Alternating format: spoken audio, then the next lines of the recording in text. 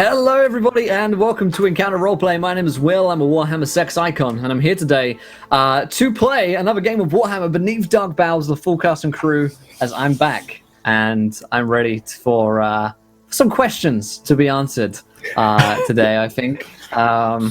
It's time for the school report, the end of term reports, and it might not be looking so good for our party. We have with us our fantastic Dungeon Master, Jim Davis. How you doing, Jim? I'm doing great. It feels like it's been forever since we played, and I don't even remember how we play this game anymore. But I'm doing great. Looking forward to it. I'm like on pins and needles over here because there's things that I'm excited to get to, and yet we had a boss monster and a viewer decision boss monster show up right there at the end, and we are in the middle of some shit right now. Well, let's get into it. Mud, blood, and shit, just the way it needs to be in Warhammer. We have Jonathan Pruitt back with us tonight. Pruitt, how you doing, my friend?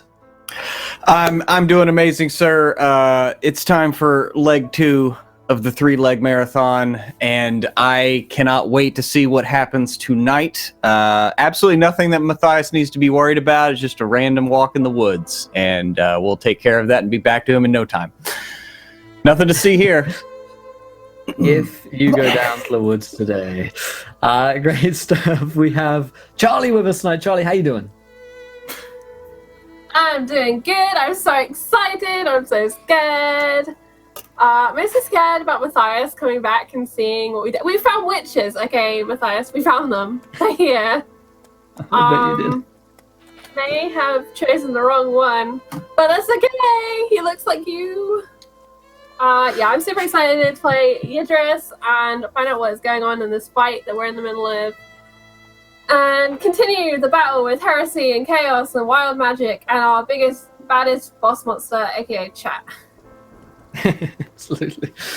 We also have with us Alice tonight. Alice, how are you doing? Hello, I'm doing good, thank you. Like Jim, I was saying earlier how for some reason last week seems so long ago right now, but it's probably because we're in a lot of trouble. But yeah, I can't wait to see what happens because there was a lot of chaos last week, which I hope to survive. But yeah. That's the idea in Warhammer. Yeah.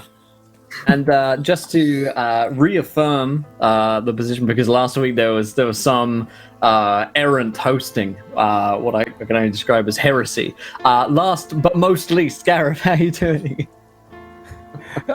I enjoyed it while I had it. It was just a fleeting glance of what you have, the power, and it was too much for me. I'm sorry, I couldn't resist that.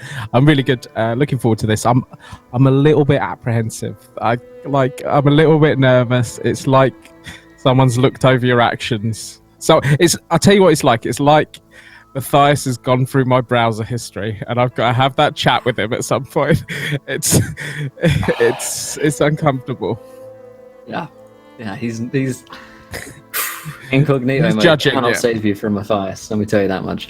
As myself, I'll be playing Matthias Hurst, the witch hunter, vampire hunter, who kind of leads this little ragtag band, and he's been sulking in his tent, dealing with his feelings, and he's gonna bottle them up a little bit more, repress a little bit more, and then go burn some witches. So look forward to his wrath. Before we get still a D&D sex Viking on the overlay. Yes, that is the way I should say. Forever. Sorry to interrupt. Please carry on. Before we get started, I'm ready to go to the sponsors. Fantasy Grounds, a virtual tabletop of choice. We're using a free community pack to play Warhammer 2nd Edition, the greatest edition of Warhammer of all time. Hopefully 4th Edition may change some of that, though. Super excited about that. But definitely check out fantasygrounds.com. You can try it out for free. Matthias, the witch hunting sex icon. I like that. Also, check out waylandgames.co.uk for all of your D&D miniatures, and they sell all the books as well. So if you're looking to pre-order Dragon Heist or Undermountain, you can get them on their site already. So go check them out and pre-order those for up to 20% off the retail price as well. So you get yourself a Nifty little deal. Also, you can interact with today's shows. If you haven't followed yet, hit the follow button and join us. Also, here is the tweet. When we hit 20 followers and 20 retweets, you guys get to decide something which happens next in our campaign. Could be a good thing. Most likely, it's a bad thing that happens to Alero. I believe as well, someone on the Discord who's a patron, Wobbit, has given Alero a Wild Magic Surge in advance. I like, at this point, that we're getting to, before the game even starts, Wild Magic Surges are occurring. Speaking of which, you can donate to affect the game as well. You guys know the long list of terrible things that you can do to us by now. But I'll hand over to Jim to remind us what happened last week on the show and to take us into this episode. So last week, we opened up with the party at the village of Horno, clarifying the provenance of the name, of course, as the village prepares itself for the Mittefrul Spring Festival. The party questions some tavern owners and their children quite aggressively, found out that there was perhaps someone in the woods, deep in the woods, practicing witchcraft, or worse. They traveled out there with a guest hostage, and thereupon met Ermelinda, a priestess of Raya and Jade wizard who lives out here in the woods and was expecting their arrival. She tried desperately to convince them that she was not their enemy and instead had vital information for them if only they would turn away from their fanaticism. And in a moment of heated who's the enemy, what's really going on, Yidris decides to attack Ermelinda. Someone looking like Matthias shows up and hands Yidris a torch, which Yidris then used to set Ermelinda's house on fire, and a strange-looking Beastigor champion of some kind emerged from the woods near Alero. Nora and Yidris are locked in an ineffectual grapple. Rat has been stunned by horrors unleashed upon his mind through the magic of chaos, and that's where we find ourselves beginning at the top of round 2. I'll remind everyone that the initiative order was Rat, Alero, myself as both the enemies and the allies, Yidris, and then Nora. Let's see. And then, so it looks like Alero, the next permanent spell cast by you, fails in 1d4 rounds. So don't go casting any magic, Alero. Yeah. So when we last left Matthias, of course, Matthias was brooding, and we don't know exactly where he is right now. But we are in mortal combat in the middle of the woods. Night has fallen. The only light around here is both the light from bonfires and the ivy tattoo on Alero's face. Rat, you are stunned, which means you mostly can't do anything. But the wolfhound that was slobbering all over your face comes up and seems to offer comfort and support to Rat. Yeah, I just kind of bury my face in its fur as a often familiar forgotten sensation. All right. And then can all the players see the battle map? Yes. Or do I need to reshare? I got it. I didn't You lose it may yet. need to reshare for me. Gotcha. There we go. Oh, I got it. Yep. Awesome. Share this to the chat. So Rat is now no longer suffering horrific visions out of your missing eye, right? You're no longer seeing the horrific hellscape of the chaos wastes and what they're going to do, or whatever other disturbing imagery that Rat sees. So you're not stunned anymore, but it is Alero's turn. Alero, seeing this Beastigor come out of the woods, she's first going to yell for or whistle for Nisa to basically come to their aid. She knows that she's heard stories of unicorns, whether how much of it's true or not, she's not sure, but she knows that Nisa can take care of herself. And then she's going to whip around. I'm going to use half an action to back away from this Beastigor, like back towards the hut. I'm not sure how many squares on Fantasy Grounds that a one move action is. But I want to call each of these squares a meter. Okay. So if you move 4, you can move 4 squares. You move as many squares as there are moves in your combat movement. Oh shit. Okay, so I can move 5. So 1, 2, 3, 4, 5. So yeah, I'm gonna move back to the door, near the door, and I'm gonna, as I'm moving, just draw an arrow and plink an arrow off at the Beastagore. Gotcha. The house is on fire, right? The house is also on fire. And shit, that's right. It caught quickly. Sorry, I was looking at something else. Now I'm paying attention. Okay, then I'm not gonna. Yeah, okay, in that case, would you allow me to? Would you allow me to amend where my move ends? Yeah. Okay, I'm gonna kind of end over here by this. In that case, I'm gonna end over here by this bonfire next to Ermelinda, and plink an arrow off. So that is going to be a hit on the Beastagore. Okay. Oh, Ulrich's Fury. Look at you. Ulrich's Fury. You beautiful bastard. All right. So, and that's another 9. So it's 23 damage to 55, which is the left arm with 1 armor piercing. Jeez. Nice. All right. That's really nice. Okay. Is that thing still alive? Let's see. Just a second. That was 23. Also, thank you to Ex Liberis, donates £10. A boss monster comes in to help the party. A tree man, perhaps? Ooh, I'd go with Liberis. Well, what's about... Does There's something Matthias count interesting- as a boss monster? Well, there's boss. I mean, he's a boss. He's a monster. It seems right. Yeah. Doing maths. Wow. All right. So your arrow sinks deep into this thing's left arm. Where is... I'm going to need Alero to go ahead and make me a D percentile as you score a crit on this guy. I rolled a 17. 17. Nice. All right. Here we go, ladies and Well, gentlemen. nice and low. Yeah. Very nice. Very good. And that is £10 from Isriva, a boss monster to attack the party, taking a strong dislike towards Will. Amazing. We already have evil Matthias there. Yeah. You're not sure what happened. Your arrow sinks deep right between what seems to be like maybe 2 muscles or something, and just blood begins to spill down this thing's arm in great rivulets, matting its fur and the like. Not sure what else happened to it. That was Alero's turn. You've moved. Yes. Here's the thing, though. I have a wild magic surge. I know I have a wild magic surge. The next enemy, I was waiting to see if he survived. Next enemy injured by Alero becomes an ally for 1d6 rounds.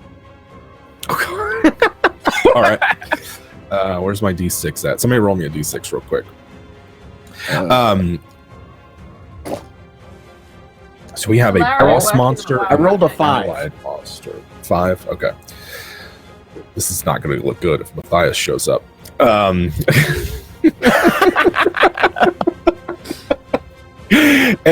just FYI, Racing through their minds right now. It's like shit. It's like the Beast Man's on the Witch Hunter side and Yidris is on the Chaos side. I do think, something that perhaps Ermelinda called comes to the party's aid, and the trees began to like snap, because it's her turn right now. The trees begin to like snap and sway, and I think like a treant type creature steps out of the woods and makes its appearance known. At the same time, there is an electric crackle in the air as a sort of like rotoscoped looking disc forms. It looks like to Nora, Yidris, and Alero, it looks like a a two-dimensional object in three-dimensional space. Rat, you more like it's a hallucination that just didn't go away when the rest of them went away. And it appears in midair. It looks as though it's about 3 meters in diameter with razor-sharp shark teeth along the rim and sort of like eyes on either side of it, looking like two frisbees stuck together with teeth as it buzzsaws through the air. That's the boss monster that shows up. I'm going to go ahead and roll some dice. That is also a wild magic surge from Isriva for you to give out, Jim, to whoever you desire. I feel like that I'm going to hang on to it for just a second because Wise. Catalyst isn't. He said he couldn't do anything this week, and I feel like that I should act in his stead. Ermelinda is going to attempt to do something here real quick. So you're just going to go ahead and just give it to me? Yeah, just go ahead and take that for it. Why doesn't Alero take that? So no doubles on that. Yidris is snapped out of. You feel it like your mind just like break. And some kind of thing that was, altering your behavior and sort of like had seeped in you dissolves as Ermelinda slams her staff into the ground, and you could feel a wave of force travel to the earth and hit your feet. Yidris is clear and no longer under the command of False Matthias. That was Ermelinda's turn. The wolf is comforted. So whatever. Now it's my guy's turn. My big guys. He scores an ally now. For 5 fucking rounds? Jeez. It sucks to be False Matthias right now. Also, the wild magic surge is that someone nearby now has 3 legs spaced evenly around his pelvis. It did say his, so...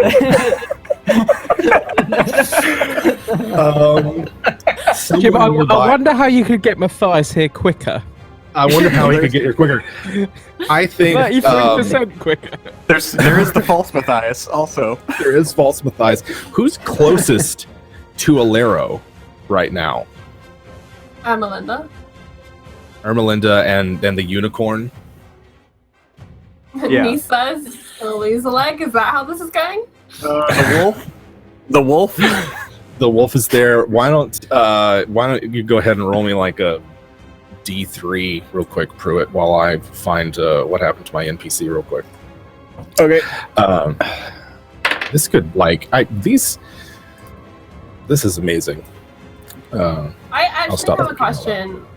I'm looking up. Sorry. Go ahead and ask a question. Okay, does Yidris know that she was in charge? Because she was kind of on False Matthias' side anyway. But would she know that there was like on her on top of that? Now that it's gone, you can feel its absence. Okay, so you still have whatever you like. Your doubts. You had doubts before. Those are still Yidris's doubts. Okay. But like the sort of the compelling, the compelling to act, the obedience, the compulsion to obey is no longer there. Am I still held by Ermelinda? That's the other thing I couldn't remember, is if that spell was still in place. It was more like a wall of force that stopped you, as opposed to a hold spell. The Beast Man charges after False Matthias and lands a hit. So that's gonna... Here we go. You and your... Everybody's like fallen to chaos here. That's not bad. 15. It looks like as though False Matthias takes a pretty nasty hit from this thing. And you can see it now in the light, or as it sort of like moves around the firelight, that this thing's like got a reptilian tail and sort of scaled legs instead of the usual hoofed legs and feet of the beastmen. Let's see. Fucking shit. There we go. Matthias's brother disappears. And you can no longer see him where he is. Cast some sort of spell. And that makes it Yidris's turn. Alright, so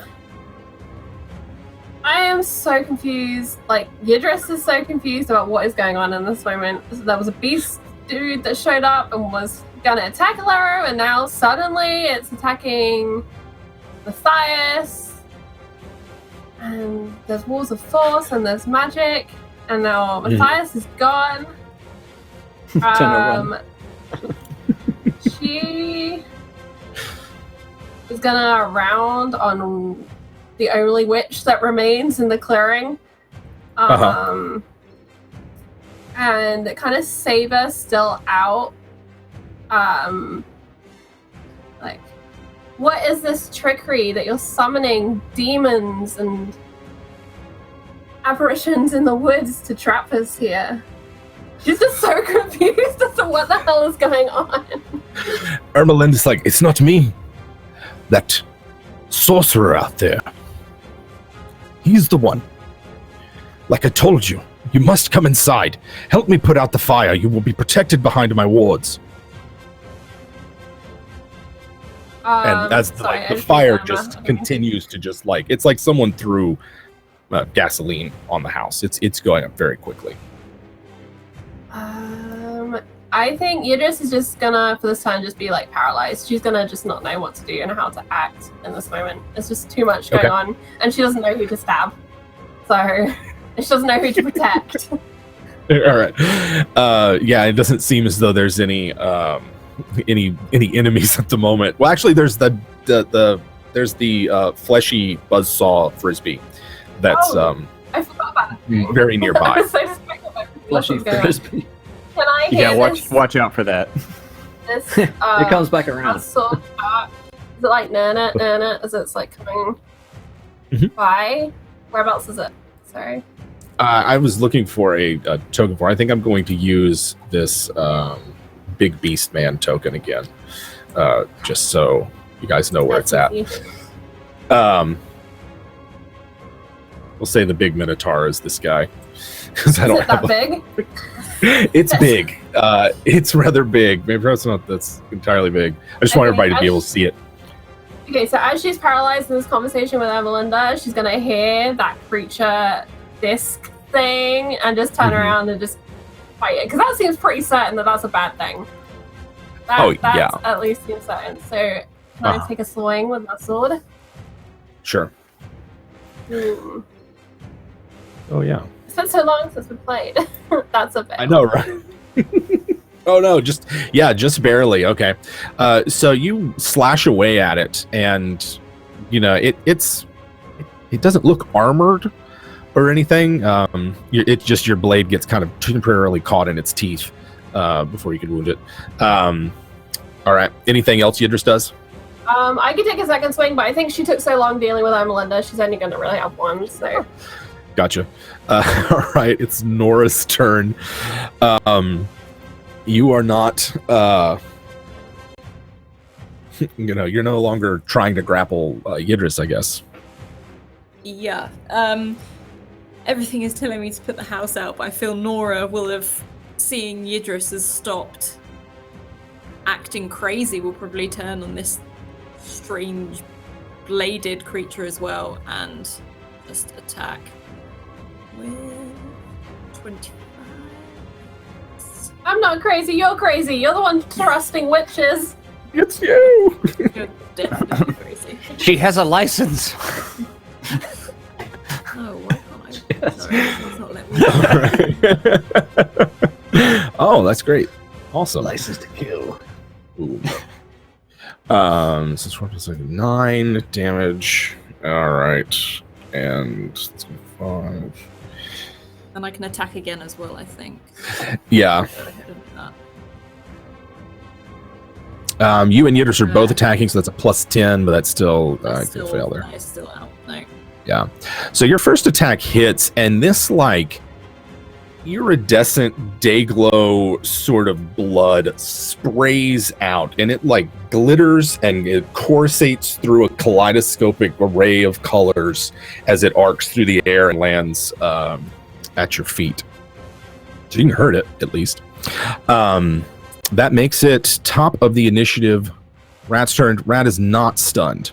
There is a friendly beast man nearby, or at least a beast man that's turned on its sorceress ally who has since disappeared, and then a buzzsaw demon very nearby.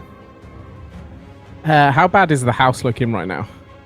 The house looks pretty bad. The roof is on fire. Most of the stuff that's inside, the furniture and stuff, is on fire as well.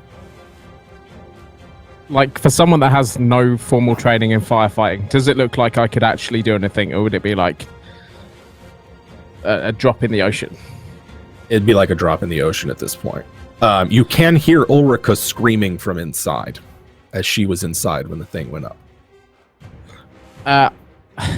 As I think she's got the answers for what we need, I will run to the door. Can I see what she's doing when I get to the door? It looks like she's just sort of trapped. A lot of this, like maybe a beam has fallen from the ceiling, and a lot of this furniture that's in here is on fire. The rug, the bear skin rug is on fire here, and she just looks like afraid. I will try and pull her out. Okay. I think we get there. Yeah. 1, 2. Yeah, it's about 4. Okay. And then you'll start pulling her out. You're going to be in there briefly. I need you to make me a toughness test to endure the smoke that's on here right now. It's just a regular difficulty. Just saw my toughness number. That is 4 degrees of failure. Okay, so Rat takes a big lungful of smoke as he yells to get, for Ulrika. You'll be able to get her out, but you're gonna be your lungs are singed. All right, that's Rat rescuing Ulrika. Alero. Alero will Alero's going to turn on the buzzsaw demon. It's the closest thing to her. Okay. And that Beastigore seems to have changed sides for the moment, so she's not going to look a beast horse in the mouth. So 21, 12, so that's a headshot on the first attack. Nice. Sure. Whatever that thing counts as a head. Yeah. So that's 9 damage on that, 1 piercing, if it matters. And the second attack. Go ahead. Sorry, I was not about to say anything. Okay, second attack was a 6. So that's center mass. And fuck. It's 5 damage. Yeah. Similar thing happens that you saw when Nora hit it with her axe, is that there's a sort of a pool of iridescent multicolored blood that forms around the wound, and it doesn't look like it's soaking into the ground either. Anything else from Alero? That's it. 2 attacks. Okay, 2 attacks. And so I get to go. Where is the beast man going to go? Does my unicorn show up at any point? Your unicorn is already... Nessa's already there. She showed up like last round, yeah? Oh, okay. She wasn't that far away. She's just like in the woods. Okay. So Just chilling do like anything? unicorn bros. Yeah, she's just with the unicorns, dude. I don't know. She would maybe try to stab that spinny buzzsaw thing. I don't know what... I haven't input her stats into Fantasy Grounds yet, but I've got them. She's not... I think she can fight. She's a unicorn. Yeah. 52 weapon skill if you want to make an attack. Okay. And if you're standing within... let's see. If she got a 28. 10 yards of her. 28, that hits. Mm-hmm. She does Stephen, and then she does +1 plus her strength bonus of 4, so that's a 9 total damage. Yep. All right. She also has the dodge blow skill. Good grief. So y'all are all surrounding this thing. There's a whole lot of just like a lot of happened in the last few seconds. False Matthias has disappeared. No one's sure exactly where he's at. The beast man that Alero shot continues to bleed profusely from its arm and is kind of stumbling around at this point. It is making its way past the demon, further sort of back along the road from where y'all are at. And right now, it's going to be the demon's turn. And here we go. Weapon skill of 45. That, who all is in melee with this thing? That would be Nora, Yidris, and Nessa, correct? Yes. All right. This thing is sort of like swooped in and was making like these kind of like jagged sort of swipes at you, and it instead like goes completely horizontal and spins as it just sort of like rams into you, spinning as fast as it can. So that was 36. That's 3 hits, 1 for each of you. Then I'll go ahead and roll damage. Not the decapitation disc. That's going to be 9 damage. Thus I hit everybody. I think that's a 63 is a body shot. Yes. Yeah. Yeah, I don't think Nisa got out of the way for a dodge blow. No, her agility is I'm gonna roll 43. my dodge blow as well. Okay. Oh, so Yidris dodges out of the way. And then otherwise you take 9 slashing as it rips into you. Anybody? I don't know if who all got hurt. All right. Is Nora okay? Nora was hit as well. Yeah. Yeah. I think that's it. It's Yidris's turn. Okay, I am just gonna try and destroy this hellish disc thing. That is just nightmare fuel. And I'm gonna take some swings with my sword. Okay. Do I get plus 10 because Nora's there? You get plus 20 because there's now 3 of you in melee with it. Sweet, so that would make that a success. And that's a 13 damage to 96, which is its left leg. If it doesn't have legs. Yeah, it doesn't really have a leg. It's all body shots for the most part. That was 13 damage. It's going to be... So your cavalry saber slices deep into it, and it almost like cuts through it, and there's like demonic entrails and ichor and stuff that fall out like a gross pinata as your cavalry saber slashes through it, and it kind of wobbles in the air after that hit. Nora, it's your turn. Again? Oh Can I yeah, swing never again? mind. Sorry, you got 2 attacks. Yeah, Yeah, I do. I Nope. said. No, all right. No, I don't. Ignore me. I don't. Nora. Nora's gonna swing and yes. Ow. I think Yidris closed her eyes after the first swing. Uh-huh. Okay. It's a 7. 7 damage. Yeah, this is similar. You're at it. When you hit it this time, it sort of like elevation sort of like drops, and it wobbles again. One rim of it sort of like touches the ground and digs up a bunch of dirt as it hits. Okay, as it does Yeah, this, second attempt. Nora just takes a chance and swings again. All right. Yes. Oh, There. that's Ulrich's Fury.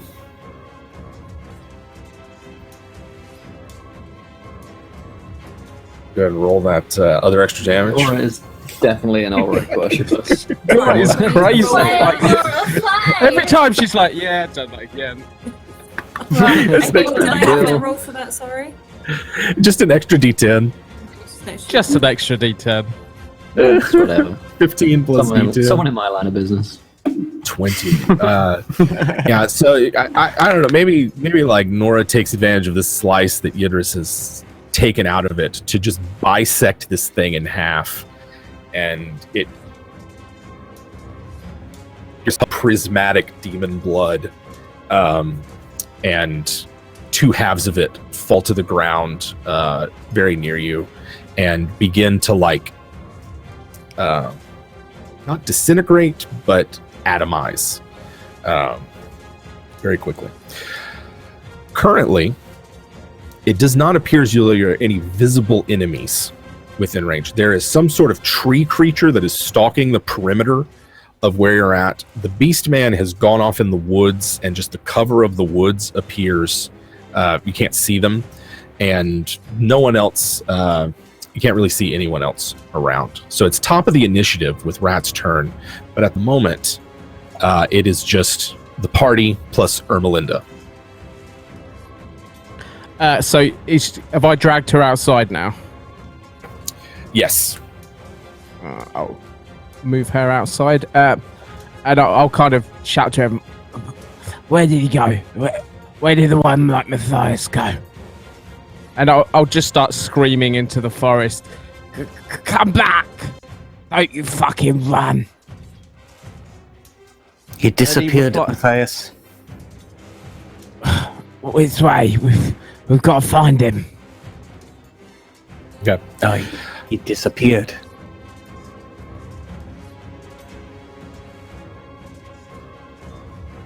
Sorry. Just like so Rat comes out. You've got Ulrika behind you. She's got soot over, a bit singed, putting out a little fire on her dress. Rat has taken 3 wounds from smoke inhalation, and just kind of comes out coughing at asking where they went. Are you doing anything else? You have like a half action remaining. I would just kind of sit her down, kind of maybe just a tiny bit away from the fire, and try and just make sure that she's okay. Because yeah, she's our path going next, and I'm worried we're going to lose her. Okay. All right. Alero.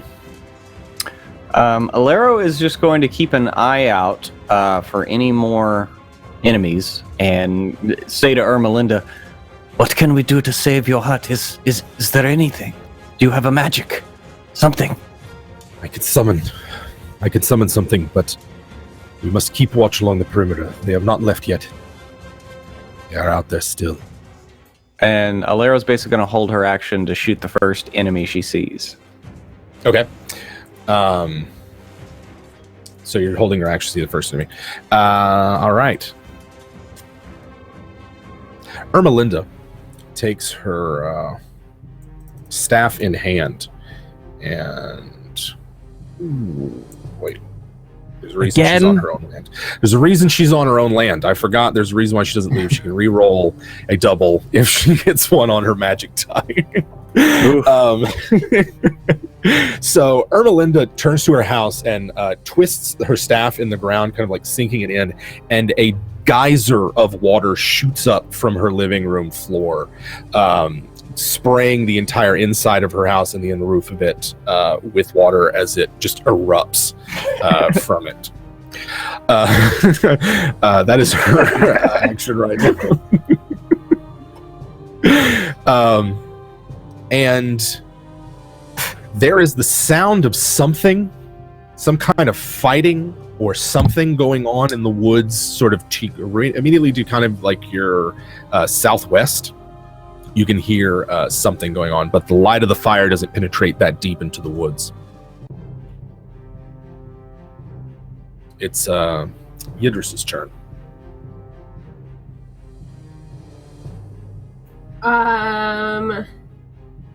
Yidris is going to just move out towards the forest and just keep watch for anything she's allowed to stab with fair certainty that it's a bad thing. Okay. Because she doesn't want to deal with whatever's going on back here. It's just too complicated. Too complicated. She's just waiting for one of them to scream when the Bestigor tries to kill them, or the witch drowns them, or, that sort of situation. Okay. So you're sort of like advancing a little bit beyond the edge of the firelight towards the forest and like waiting as well? She can't go too far because she hasn't got night vision, but just kind of as far as her night vision is going to allow her. She wants to keep watch. and kind of try and process everything that's happening because it's a lot. All right. That's a wild magic surge for Alero as well. You can't hide from me, Pruitt. That's from Biohazard. Thank you, Biohazard. We know why Alero is so chill with the witch. It's all this wild magic that keeps infecting her. It is all this wild magic. All right, so let's go ahead and roll that up, and then let's see, Nora. Nora, it's your turn. This thing is slowly dissolving at your feet. Nora probably backs away from it because she doesn't want it to touch her, but she doesn't go to the edge of the forest the same way Yidris goes. She sort of stands between the border and probably where Rat is, because she still wants to keep an eye on the witch, because this person has still just cast a massive spell and she just wants to keep an idea of what's going on. Yeah, Rat looks like he's coughing up a bunch of smoke.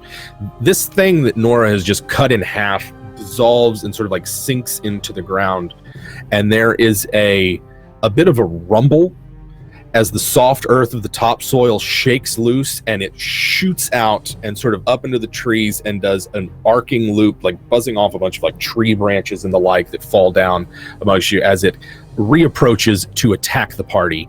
It is about 10 meters away and in the air at the moment. And that's top of the initiative, so it is Rat's turn. So, how far away roughly would it be? It's 10 meters away in the air.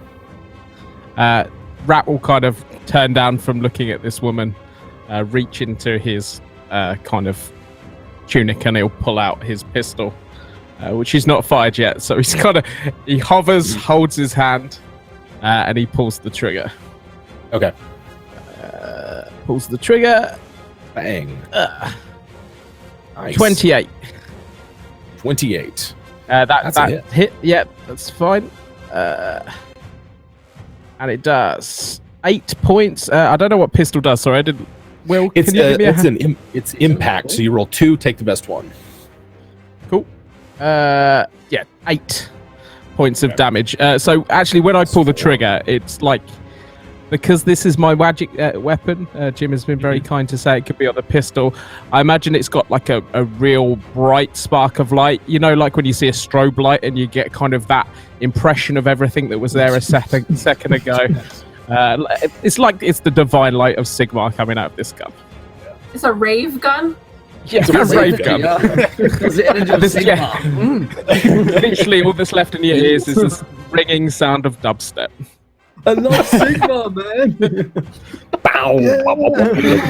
Oh god. All right. So Rat points the pistol, shoots his holy bullet out of it, and this thing, it like bursts through this thing like it's a ripe watermelon, and it just sprays its iridescent blood all over the trees, all over the ground. It's sort of like dive bombing, buzzsawing towards this cluster of y'all, like where Nora and Alero and Rat are kind of sitting. That's where it's headed. Oh, that was awesome. Alero. Unless you want to do anything else with your half action. Move. Sorry, I realized that Rat might not have been finished with his turn. No, that's all I need. I hit something, I did some damage. Damn straight. Awesome. Alero. So he destroyed that thing, yes? It's not quite destroyed, but it took a big hit. Okay, well then Alero will do what she does and level another arrow or 2. So it's a 13 to hit for 7 damage. 7 damage hits. And then an 8 to hit. I'm throwing rocks tonight. I know, right? For another 13 damage. Another 13. Damn, jeez. All right. Shoot 2 arrows into it, 2 of your blood arrows into it, and it sort of like wobbles in the air. It took a big hit, and that it was like on a steady course until Rat hit it, and then the other 2 arrows, it sort of wobbles and is not quite as accurate as it could be. And can anything else you're doing? Is Nisa within range? Can she like try to gore it with her horn? It's up in the air. Okay. Well, she will ready an action crashes to down. Nisa. Okay. You ready? She's going to be in the way. That's what you're asking for. No. Because like to ready an action to be in melee with it would mean like you're going to stand in front of its fleshy buzzsaw blade and wait for it to come get you. No, Alera wouldn't allow that. She would say, Right. Nisa, move! Because Nisa already took some damage, so. Okay. I got a 19 to hit Rat, Nora, and Alero. Alero is going to dodge that shit. All right. But Alero's going to use a fate point to try to dodge that shit. Okay. Holy! No, you're not. I guess you're not. That's all right. Damage was unimpressive. With the 7 damage as it slashes into everyone here. That's its turn. Yidris' Finally turn. took damage. Finally took damage. Finally shed some blood for the group, Pruitt. Finally in a fight. That's the only difference. Yeah. Welcome to the jungle. Alero. I took 1 damage. Seeing the creature come back, she's gonna charge and stab at it, if All right. possible. Yeah, it's on the ground. It's sort of like half lodged in the ground, half. I would imagine like perhaps Nora and Alero are caught underneath it. Ooh, okay. Yeah. Sure. How do we kill these things? Not like that. That's a miss. With Can murder. I use a fortune point to reroll? Uh-huh. Okay, so. That's better. You get plus Right. 20 to hit because there's others in melee with it. Yeah. And doo-doo-doo. Da-da-da. 9 10 points of points, damage. 9 points of damage. All right. It's severely wounded, and Yidris comes in and slashes open a big gash in it. Nora, it's your turn again. Okay, so when you say I'm underneath it, how You're do you just mean? it kind of like slammed into you, and it's sort of partially in the ground. You're not like caught, like you could move out, but it's also kind of like right up on top of you, and it's about to start spinning and buzzing again. Okay, can I sort of, I'm guessing I've fallen over, sort of shimmy back, and as I do, I will swing. Yeah. No, I will not. Ooh, yeah, And I will that's- go again. Yeah, you get a plus 20. And I will. Yes, that is. Ooh, just barely.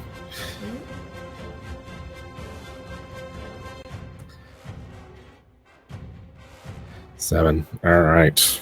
Let's see here. Yeah, Nora, you bring your axe down on it again and cleave into it. It's sort of like forcing it to the ground. And your axe buries deep between Rat's pistol shot hole that's left in it and Yidris' saber slash. The thing shudders for a minute and vibrates your axe rather intensely for a moment, and then just like winks out. There 1 second, gone the next. The woods seem to have fallen silent. You still hear the distant fighting. You don't hear it anymore. No. I start calling people's name. There, What is it, Rat? She's like still like looking around, keeping an eye out. Just checking you're still in one piece. Nora. Nora, do you hear? Nora, hey, Nora. Nora is like literally heaving herself and just brushing herself off and wiping her axe just on the ground, try and get rid of whatever blood, guts, and gunk that has come off of these creatures. And she's like, I'm fine. Like, just not too bad. Cut out the strong type thing when I'm checking you're alive, okay? I was worried for a second. She just waves like and keeps doing it. Neither of us can afford to get any shorter, let's be honest. Idris, are you okay? I'm fine. How do we know that thing is dead? Yeah, first things first, how do we know that you're really you? You seemed a little bit close to him. How do we know that anyone here is who they claim to be? Must get inside quickly. Is this still on fire? Yeah. It's getting put out, and Okay. yeah, you can it's It's a soggy hot mess. perception. Have Rat make me a perception Okay. test real quick.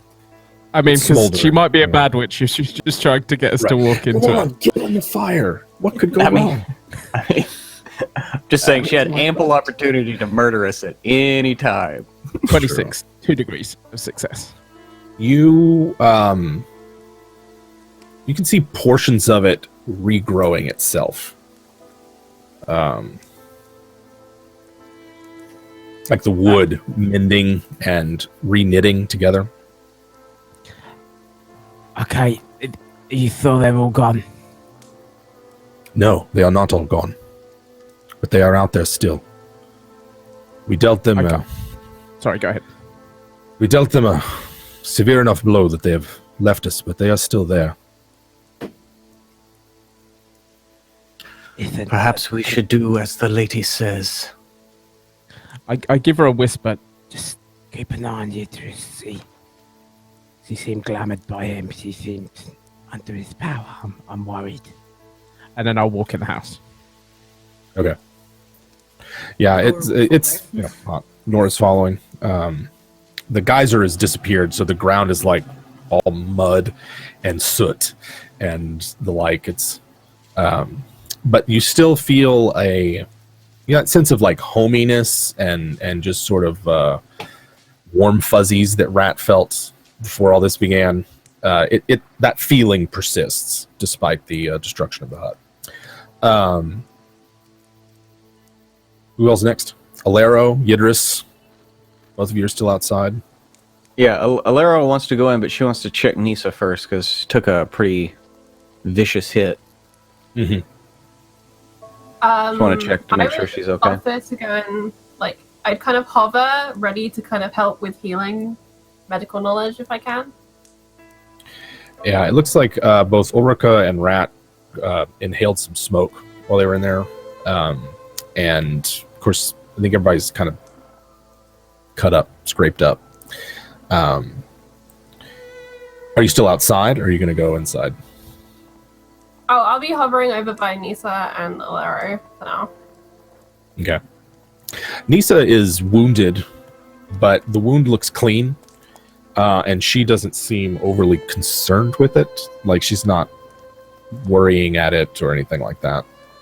Okay, I'll just pull out an apple and feed it to her and tell her to be okay and be on guard and then go inside. Okay. She'll be nearby. So it's now outside, Alero and Yidris. Ermelinda has moved indoors to survey the damage.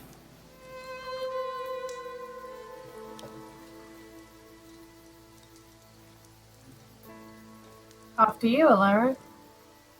Oh, Alero's already gone inside. Okay, so- Yidris will reluctantly go inside, but she is going to hover in that doorway so hard.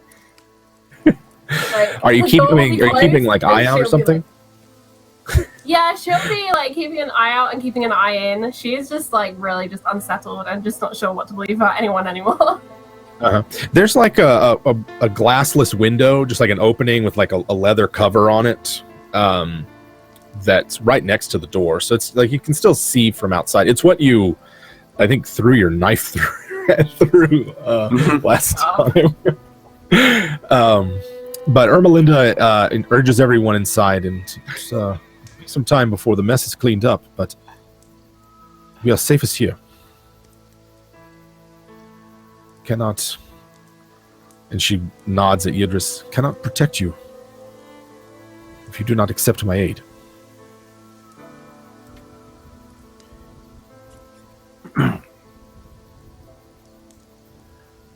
Melinda, I believe you. You have had ample opportunity to do us harm, and you have only assisted us. What can we do to combat this chaos? What is the right path? She dusts off one of the chairs and sits down. The right path is often hidden from what we can see. Difficult choices lie ahead, of course. There are heretics amongst the Talites for sure, and perhaps even worse. I do not know the extent through which the false Ashernos has spread her influence, but they were receptive to it. Perhaps rooting them out, but as to the others, the sorcerer and the other witch, your witch, she nods at Alero. Their intentions remain clouded to me, and I know only of their presence, not what they desire. Califar only desires to corrupt, from what I can tell. It seems as though this place has drawn them. So it must be something here.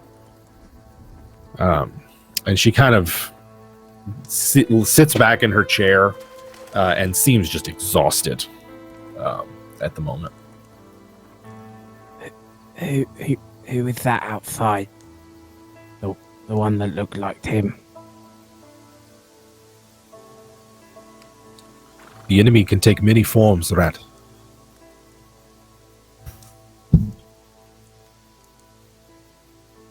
Rat nods.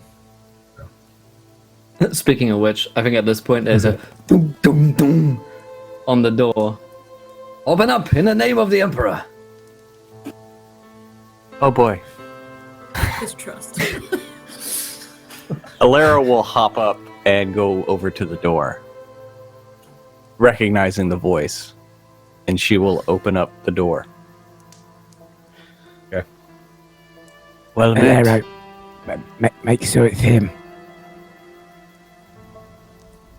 Alero is trusting that he wouldn't be able, the fake Matthias wouldn't be able to approach. Like she's actually like trusting Ermelinda, and are you like looking at Ermelinda, or are you just like you're just like you trust it? Trust her. I'm just trusting her.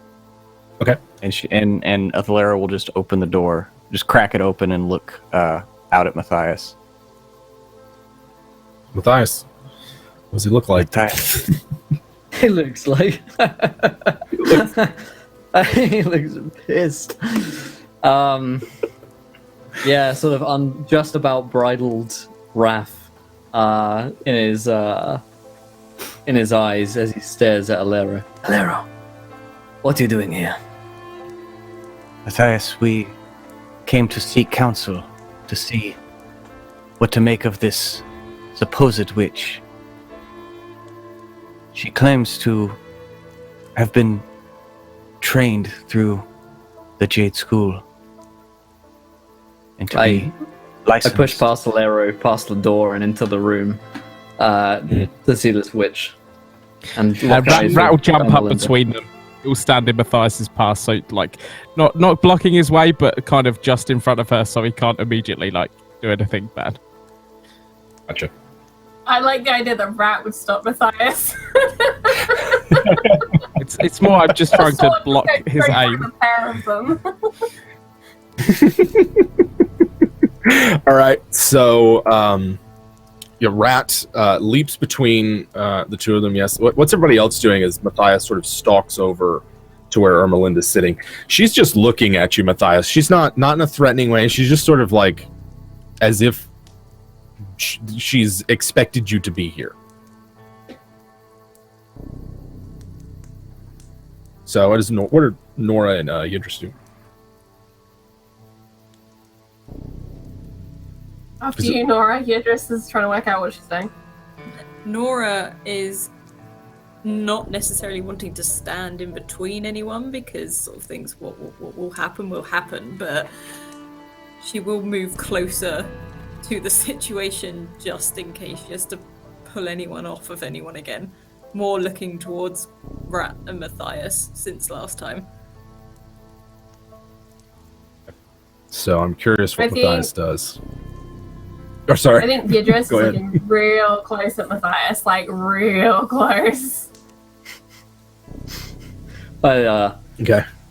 I look around the room and make eye contact with every one of my party members, and then look back to the witch. Papers, please. She holds out her medallion. This is my sign of office, my holy symbol. I take you it. recognize it. It's a Ryan priestess symbol. But as I mentioned to your companions, no one out here has any papers, Matthias. You must trust me. How convenient. I hand the symbol back to her. Dark things I are look to the gathering pie. near here, Matthias. Yes, I saw her outside. Dark things with your appearance. How can that be? We saw a twin Chaos. to you, Matthias. Chaos can take many forms. As you well know, Alero. That I But do. of this one, and I point back at Melinda.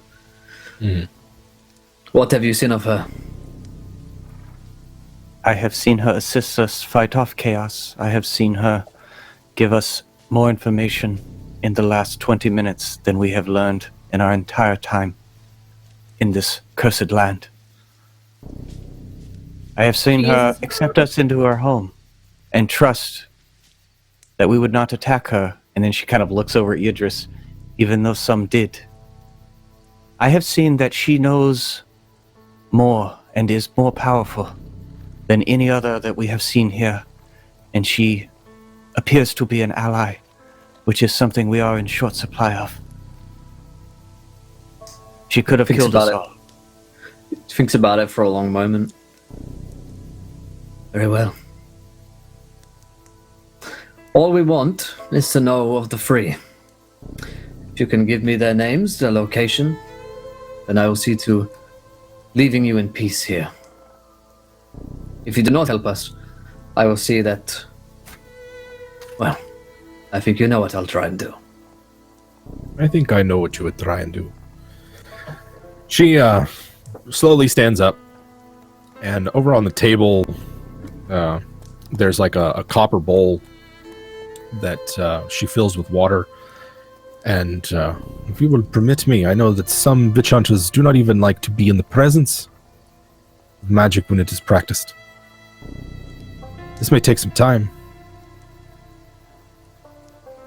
And she looks like she's about to scry into the pool.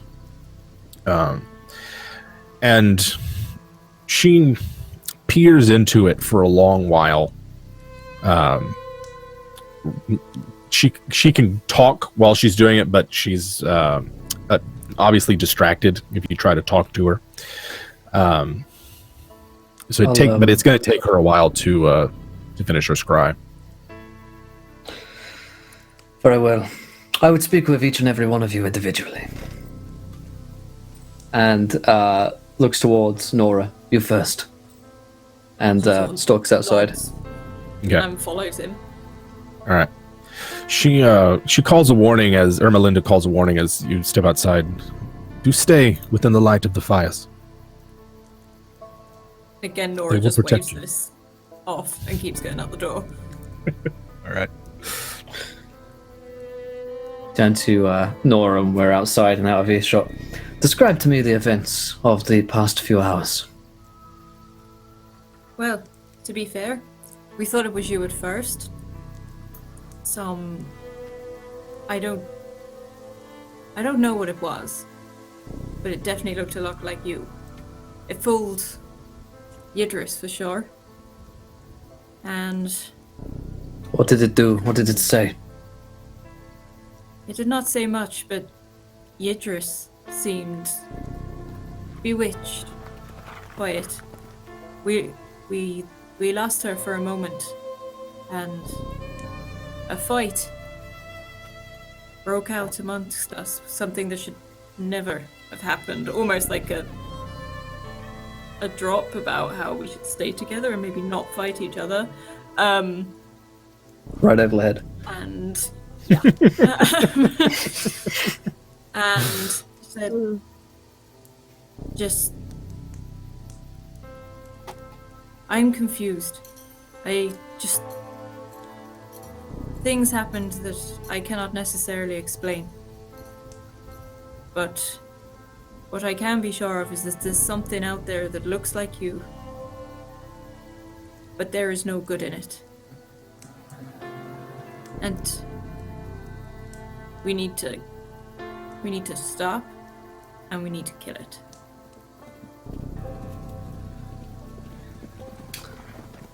I see. The behavior of the others. How do you judge it? Can you be more specific? Have you got something in mind? It seems you do. Is everyone being honest, Nora? Everyone is fighting for the cause. That's not what I asked.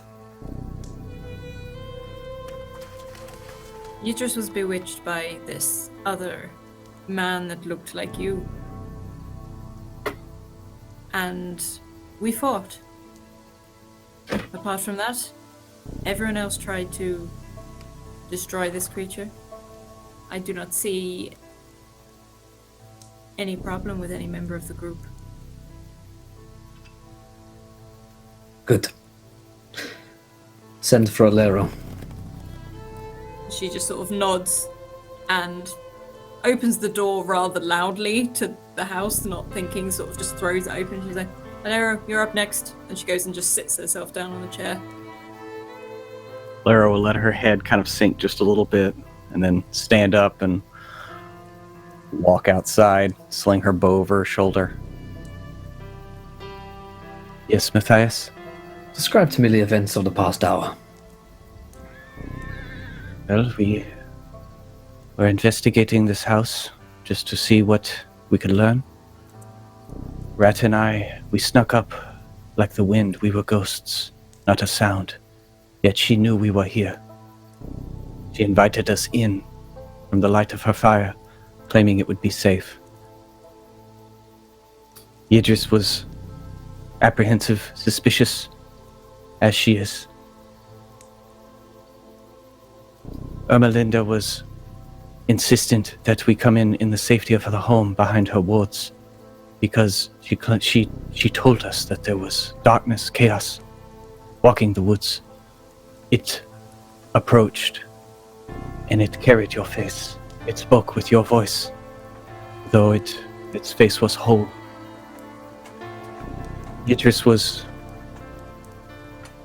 and she kind of doesn't want to say it, but she was taken with it, bewitched. I have seen it, I have experienced it. You know this, Matthias. Her eyes were taken. She only saw you in that thing's face. And Nora had to stop her from attacking Ermelinda. There were other creatures, Eastergore, some kind of demon. It was chaos. We fought them off, and there was a fire which the witch put out. Excuse me, which Ermelinda put out. What's that? I was right. And we drove it off. We went inside, and then you knocked on the door. I see. And whose idea was it to go and meet with this witch without me while I was in prayer? Do I remember whose idea? Remember? I remember it was. I know whose idea it was. It's a rat's idea. Was it? Yeah, I was about to say, yeah, that's right. Yes. Yes. Rat wanted to follow up on this too. I think he wanted to impress you, Matthias. He wanted to make amends. He wanted to be a good witch hunter. Send him next. She inclines her head slightly and then quietly walks in. Rat. He wishes to speak to you, be honest. Rat stays seated. I've got nothing to hide, Matthias. There's nothing I'll say out there that I won't say in front of everyone here. Stop this. We're not just another person to interrogate. Talk to us as people, as friends. Come inside. Send for Yidris. Yidris will go outside. Alright. With a look to Alaro. Which she returns. Alright. And she'll close the door. Even though there's a nice open hole in the wall, it's fine, the door is closed. Describe to me the events of the past few hours.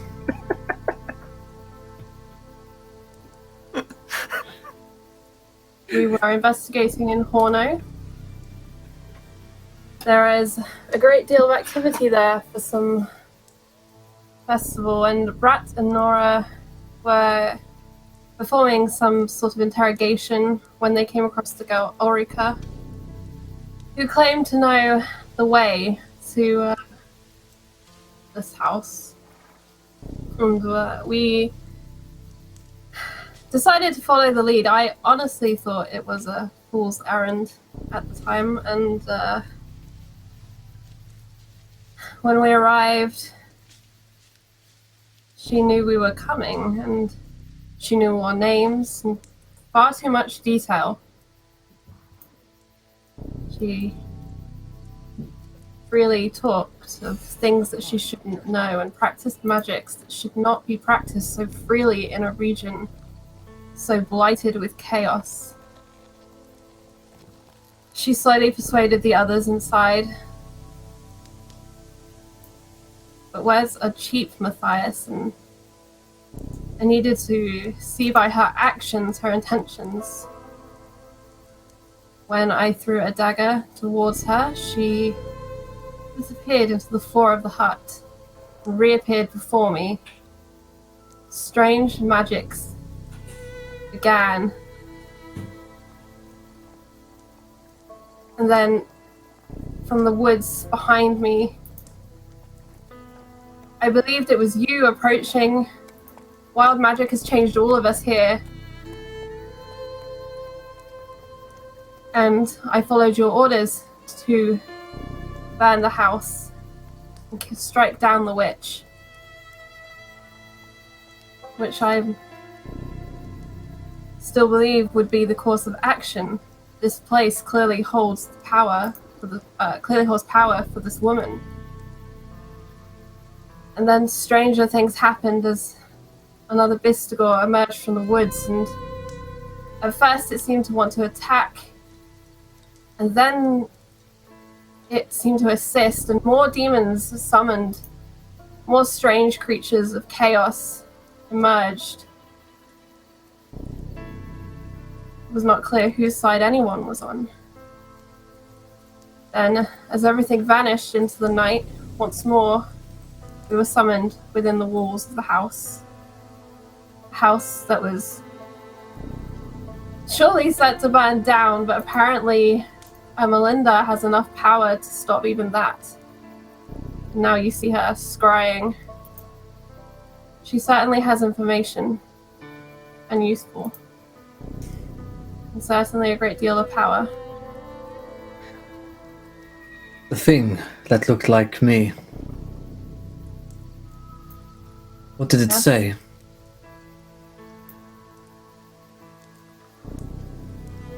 It didn't say much. It called out and said it was you, and that I should burn the house and kill the witch.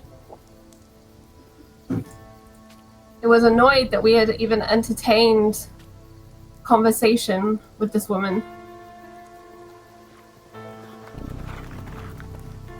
Idris, why do you follow me?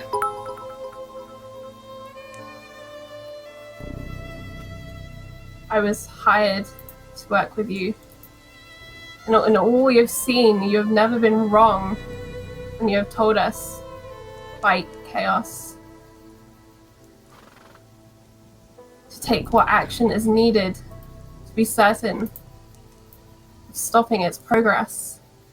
And all we have seen here, the Templars crucified without a mark on their bodies. There are dark powers here, manipulative powers that can shield and deceive. How do you know who to believe here, Matthias? How did you find us here? I'm interested in why the creature chose you. It knows your weakness, which is following my commands. It knows us. It knows what we think, how we feel.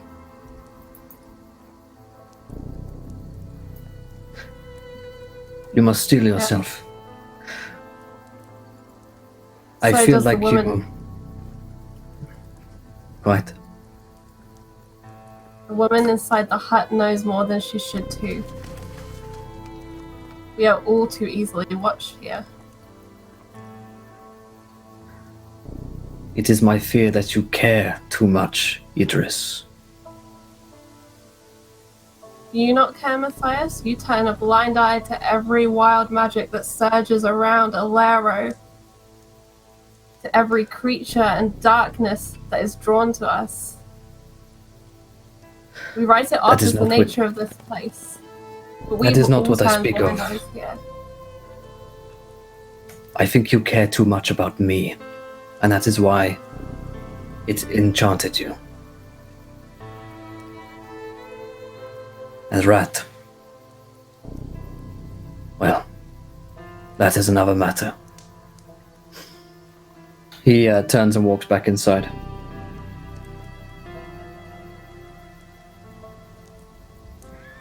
Rat. Jim, you're muted. I was just saying there was a wild magic search for Matthias and Idris at the start of the conversation. I just didn't want to interrupt the conversation. I saw it, and there's a magic item and a wild magic surge for Alero's unicorn. Yes, Alero. You want to tell us what Alero got? Alyssa got. Alero's Stop giving them Nisa, pets. Anissa, Well, my my unicorn, friend is- apparently has rumored to have sold her family into slavery. Wow. And we'll have to think of Grandma. perhaps we'll have to think of an awesome magic item or something to give her. Maybe Some gold magic unicorn horseshoes something. or a gold tip Saddle, for, maybe. for her horn. Yeah, something Magic a saddle. Yeah. So how about what do we have for Idris and Mine is that my spellbook is discovered to be a forgery. maybe you have a what holy was symbol this? of Sigmar Maybe my holy book is a forgery. or a holy book? Yeah. Yeah. Oh I my like that. god. Matthias is like that. fake. Yeah, Fake. that's good. No wonder he just burns everybody. It's just like I never read this thing. I just- It's what the book says. Yeah. what did you get, Idris? I got 5 666. I don't know. What that was. Ooh. Did you now? You feel as though you're having your teeth extracted. That's what interrogations from shit. That is pretty much what that conversation was, yeah.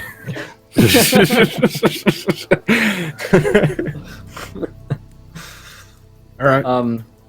Amazing. Awesome. All right. So Yeah, Idris, I guess Idris goes back in, and what Matthias asks for Rat. Matthias is going to step back inside. Matthias went Um, in. Idris is still okay. outside. Everybody's inside. Rat, Matthias. you have shown great initiative in this matter. And it seems as though you have not led our group astray, despite the witch, despite something appearing like me, where others have fallen to its magic.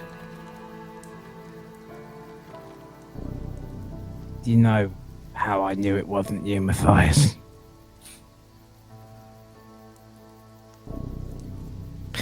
It said it was sorry. Matthias, I spent so long trying to make you happy. When you met me in the streets, I had nothing. And I joined you because I had absolutely nothing to lose. Yet here I am. I've lost my dog. I've lost my eye. Yet still you doubt us. Every day we stand by your side. Every day we've got your back. And you come and interrogate us like one of them. At what point do you believe in us, Matthias? Like we are trying so hard to believe in you. That is where you are wrong, Rat. There is no us and them. There is only us.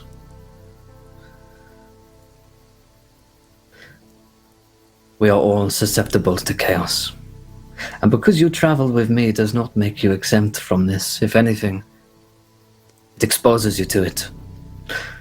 The effects of this magic have seeped their way into our party for the past weeks. If anything, we are all on trial at all times, as we must be. But Rat, you have shown courage. You have shown faith. You have shown loyalty. And I draw my sword.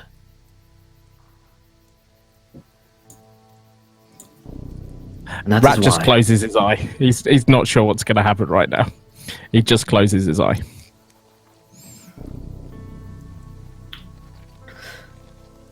Rat, do you have a last name? I'll be honest, I did have, but I forgot it a long time ago. My family don't mean a lot to me anymore. It was just me and Mullet. Well, then it seems only right that as I knight you, a member of our order, that you should take mine. For I too have no family, but this order is the closest thing I have. The closest thing we all have. And I place the sword on one side of his shoulder and touch it to the other. Rise, Rat, son of Sigma, and welcome. You have passed the final test. Rat is massively confused and he feels like this is everything he wanted and the complete opposite of what he wanted all at once. But he kind of bites his bottom lip. Thank you, Matthias. I just tried to do the right thing. There is no going back now, Rat. You are a witch hunter, as much as I am. There is only one way this ends for us.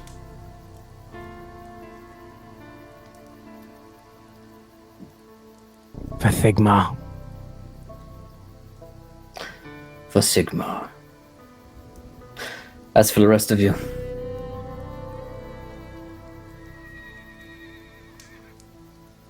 well done.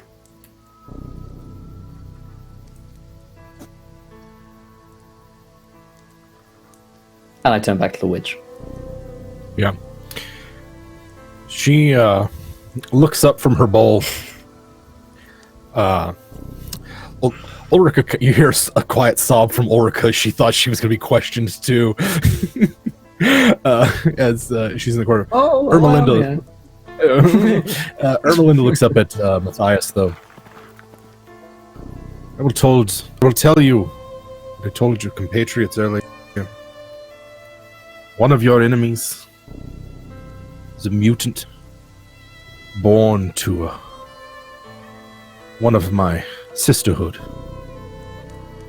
The mother was too overcome with emotion and love for her daughter to do the right thing and end her life before she could be corrupted.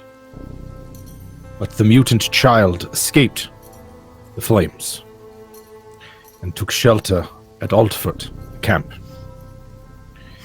She has much influence amongst the Talites due to the particularities of her mutation. She bears a striking resemblance to their triple goddess and stylizes herself as such, Shernos. Seek the Herdstone. It is south of here, beyond Niedereth. And there, I hope you will find answers for her. As for the others, and she turns back to her scrying bowl,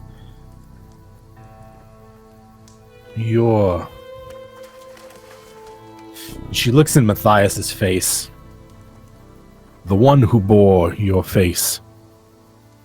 I see nothing but a waterfall and darkness beyond. As for yours, and she turns to Alero, the grey wind of Ulgu blows strong with that one, and I cannot find her.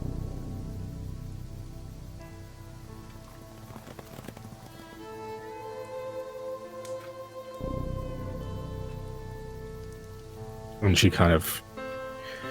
You are welcome to stay here the night. You will find peace and rest. There is food. She gestures towards the stairs leading below. Places for you to rest.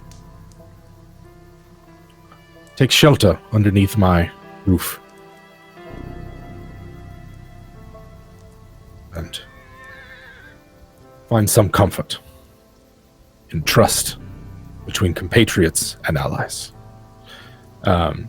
And she, the inside of her hut, there's a small storeroom off to the side, and then a set of stairs that lead down into some sort of cellar, some kind. There are places to sleep here.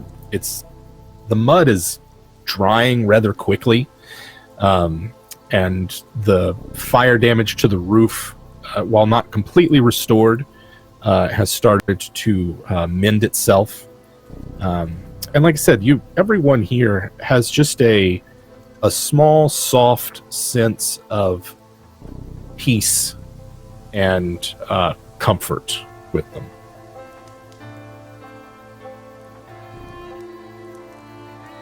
Very well. Let us stay the night. We must travel, it seems, to Altfort. Indeed.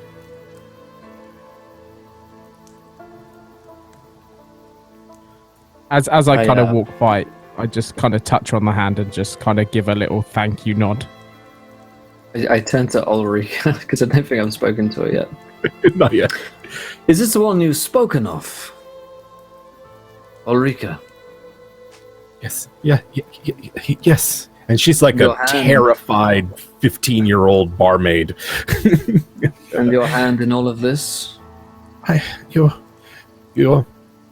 Your man, she gestures to Rat, came by earlier, this morning even, and he asked me about the midwife, gesturing to Ermelinda. I knew, not often, but my mother told me if I needed help, and that no one else could help me, then she could. I see. Look towards the rest of the group. Seems as though she has served her purpose here.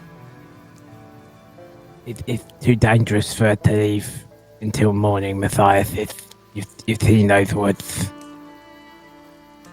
You may leave with us in the morning if you wish. Thank you. She tries to shrink.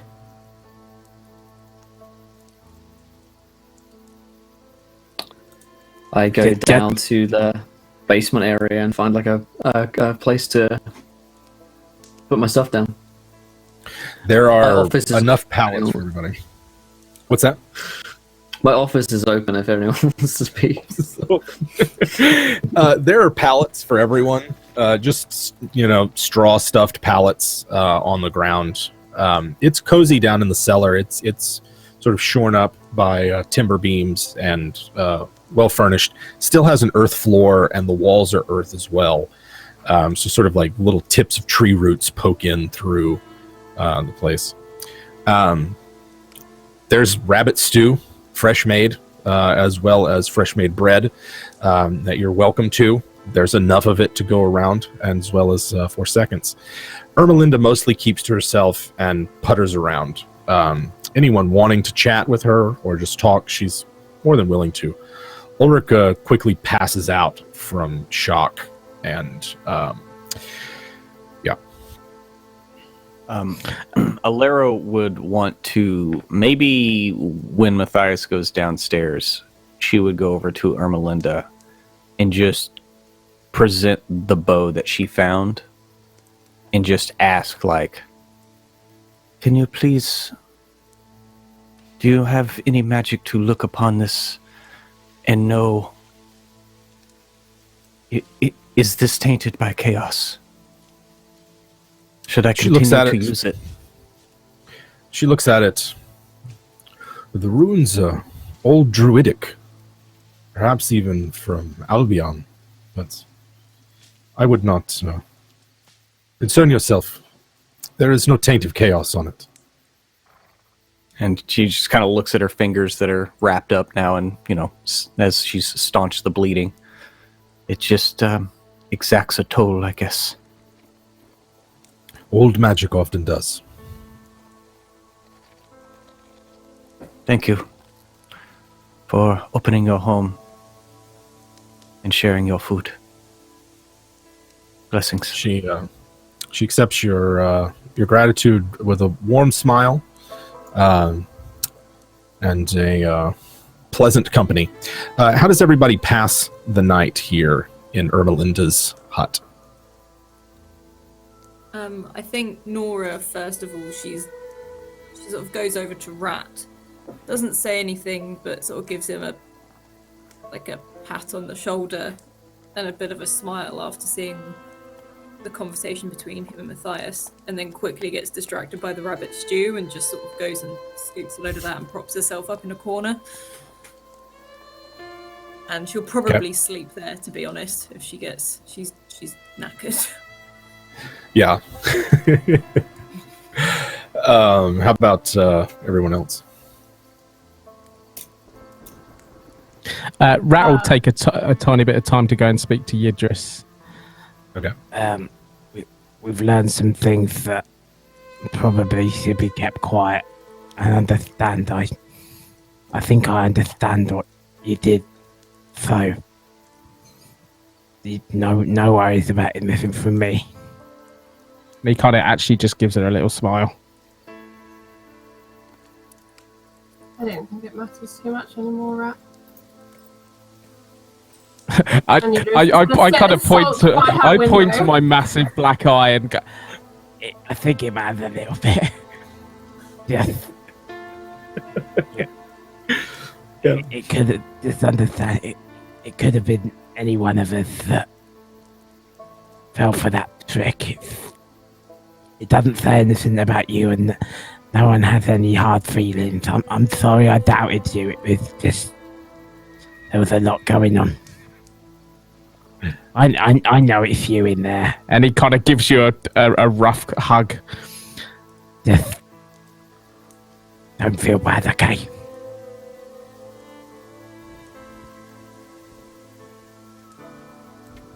Thank you, Rat. Why didn't you go and play with the dog? Like, that is the nicest thing she can think of to say right now. Okay.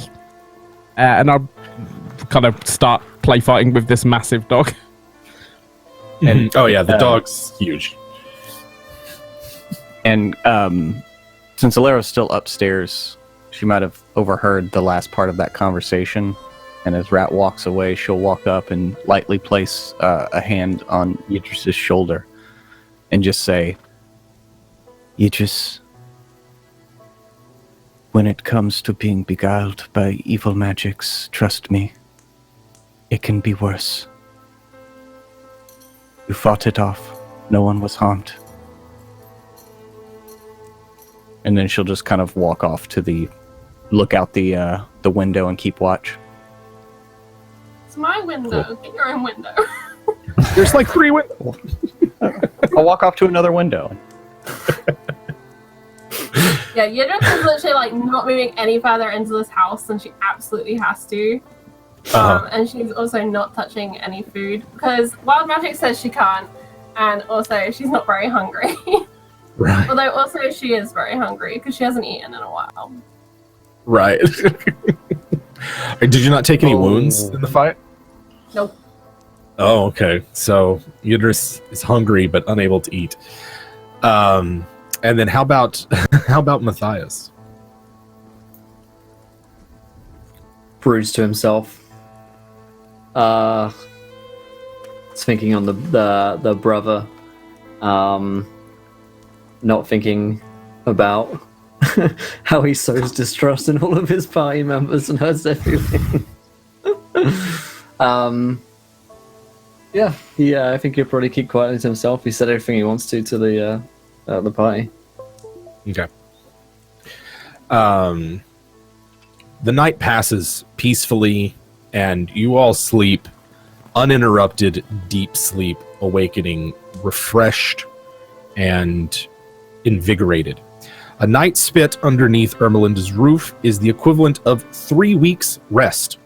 All of you who have wounds, right? Like, not all of you are full up on wounds, but like those of you who had like scars recently, like some of you have like nasty scars on your legs or Rat's situation, that has healed a further 3 weeks from where you were. You are also reduce your insanity point total by 1. So my eye's fully grown back now, yeah? It's not grown back. It's just not as scabrous. worth a go. Alera goes up to Ermelinda and is like, may I stay here more often? Just sort of a one-time deal.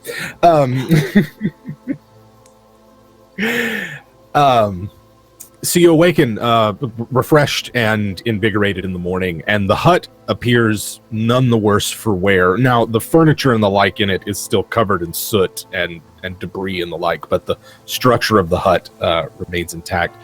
Nessa is grazing in the dappled sunlight of the morning outside, and Ermelinda, who you're not sure slept at all, is helping Ulrika pack for the road, and is basically just like, if you take the road straight home, nothing will happen to you, I promise. And sort of places, you can see a blessing on her from Raya, before turning to Ermelinda turns to the group here. I can point you to the way. The Herdstone is difficult to find, but if you travel to Nidareth, take the trail southwest, and you'll eventually come to a cliff, forested and covered in old growth. But at the base of that cliff, you will find its Herdstone. I hope you seek. Do you know? What's that, Matthias? Do you know of the movements of the herd itself? We have reinforced Baerwald Keep. I would wish to be there for a confrontation. I do not know exactly the connection between Ishernos and the Beastmen heard.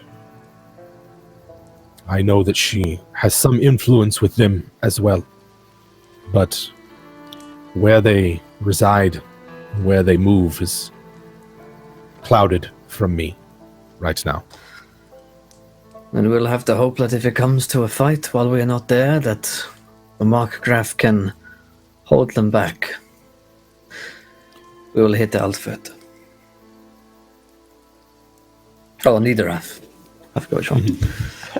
You are gonna go to that mutant camp. You're just like, We'll go there Right. then, right? Go to Niederrath, right? Alfred, got it. Alfred. I mean, it's kind of on the way, right? If you keep going south, you'll eventually get to Alfred. Yeah. So if you're looking at His the GPS only has one location in it. right, ding, ding. If you're looking at the player's map here, I've sort of circled where Ermelinda was talking about the directions that she gave to Alero. This is the area that she's talking about here. Wait, so I yeah, thought we were getting to Baerwald Keep. Or are we not doing that now? Yeah, we've been Well- past that. There, So where up to are we y'all. right now on the map? Because I wasn't here last week. Gotcha. So if you see where Hohenrath is, you are in the hills immediately north of that. Okay, so... that's right, yeah. Well, Baerwald Keep is on the way back. So... yeah, we ought to go the other way. We could stop in at Baerwald Keep and then go into the woods just to check that the Markgraf's, like, up to snuff. Would we be able to get to the Herdstone from Baerwald Keep? Because I'm just wondering because the directions she gave us were from Niederrath. That's just the quickest route from where you're at to it. Like, are Okay. you making these plans in front of her? Sure, yeah. Yeah, then She probably knows anyway. Yeah. Well, she's not always scrying, right? She's just like constantly with her bowl. Always be scrying. Sorry. No, Constant from feed in her head. she right. She replies that there is a trail from Baerwald Keep. It is more treacherous that way, but you will find it. Seek the game trails. They will lead you there. I think it is best that we stop in and have a conversation with our good Markgraf, don't you? Referring to Ermelinda. The party. Probably Just everyone. party. Yeah. There's a Yes. festival Everyone in that one. outside. It's like a festival coming up in the next few days. Yes. So it might be a good time for us to get in and ask some questions and maybe be a little bit less inconspicuous than we normally are. Good thinking, Rat. Come, let us go to Baerwald Keep. We've troubled this good woman for long enough. And I'm guessing this dog refuses to leave me. It just follows her. Mhm. I kind of give her a look back, like, He won't leave me. I don't. He goes where he goes. Not my master, or I am not its master. You don't, You must- you don't mind for real. She looks at it and then she looks to the trees outside. It's just like, I will be safe. Thank you. I knew you were good straight away. Thank you. and then he looks to Matthias and like, Get some papers though, okay? and then he kind of scatters off with the dog. She gives you a smile. But of course. And Lara will thank her once again before departing. Okay. Yidris was the first one out of that door. The second the leaving came up, she was leaving. I think Nora just And, nods on her way out and keeps going. Oh, so that's a magic item for Matthias from Pigeon. Thank you, my friend. Zinch? Zinch spent some months since I said that Zinch word. was how I always Zinch. pronounced it, yeah. Yes. Thank you, my friend. Thank you. Let's figure out what sort of item. And also one for Nisa. And one for Nisa as well. Perhaps Nisa's unicorn horn is something's going on there. As you leave, the effects of last night's battle are sort of apparent through the woods. You can sort of see it there. There's a small trail that you rode up on that connects with the main road in Hohenrath. Is that the way you're going, or are you going to go a different way? Are our horses still there? We kind of left them. Oh, yeah, that's right. Classic D&D party style, we kind of abandoned them. You know what? I think maybe Nessa rounded them up after they would have bolted from the fight. We pressed F and they're suddenly behind us. Yeah, Calm out. Right, it's just right there. Otto! Yeah, through Hohenrath and onwards to Baerwald Keep, because been wanting to chat to this Markgraf for a while. Yeah, riding hard, you guys can get there in a couple of hours if you guys really I'll be focus. T6. Yep. How many Yeah, so days I'm- did we have? Sorry, go ahead. How many days do we have, Jeb, before the festival? It's like 3 days, right? Or a week? It is exactly a week before the Exactly festival. So I think last time I might have explained it. Mitterfrühl is like the spring equinox, big festival, even in places like Altdorf. In Altdorf, they do something with griffin eggs or something for the holiday. They paint griffin eggs and exchange them or some shit. But out here in the hinterlands, it's more of it's a big religious. It's like the big religious festival that they all get amped up for. So that is a week away from where you're at. Big old party in the Burbs. Oh, and Yeah, there was a lot of heavy RP going on earlier, but Alero did get a wild magic surge that is freaking awesome, which is that she cannot be tracked by magical scrying. She cannot be tracked by magical scrying. That was one of Alero's wild magic surges. So there you go. Well, more wrenches thrown into the works here. Riding through the trail south, the woods take on a bit of a sinister feel, and you never quite the impression sticks with you that you are being watched the whole time.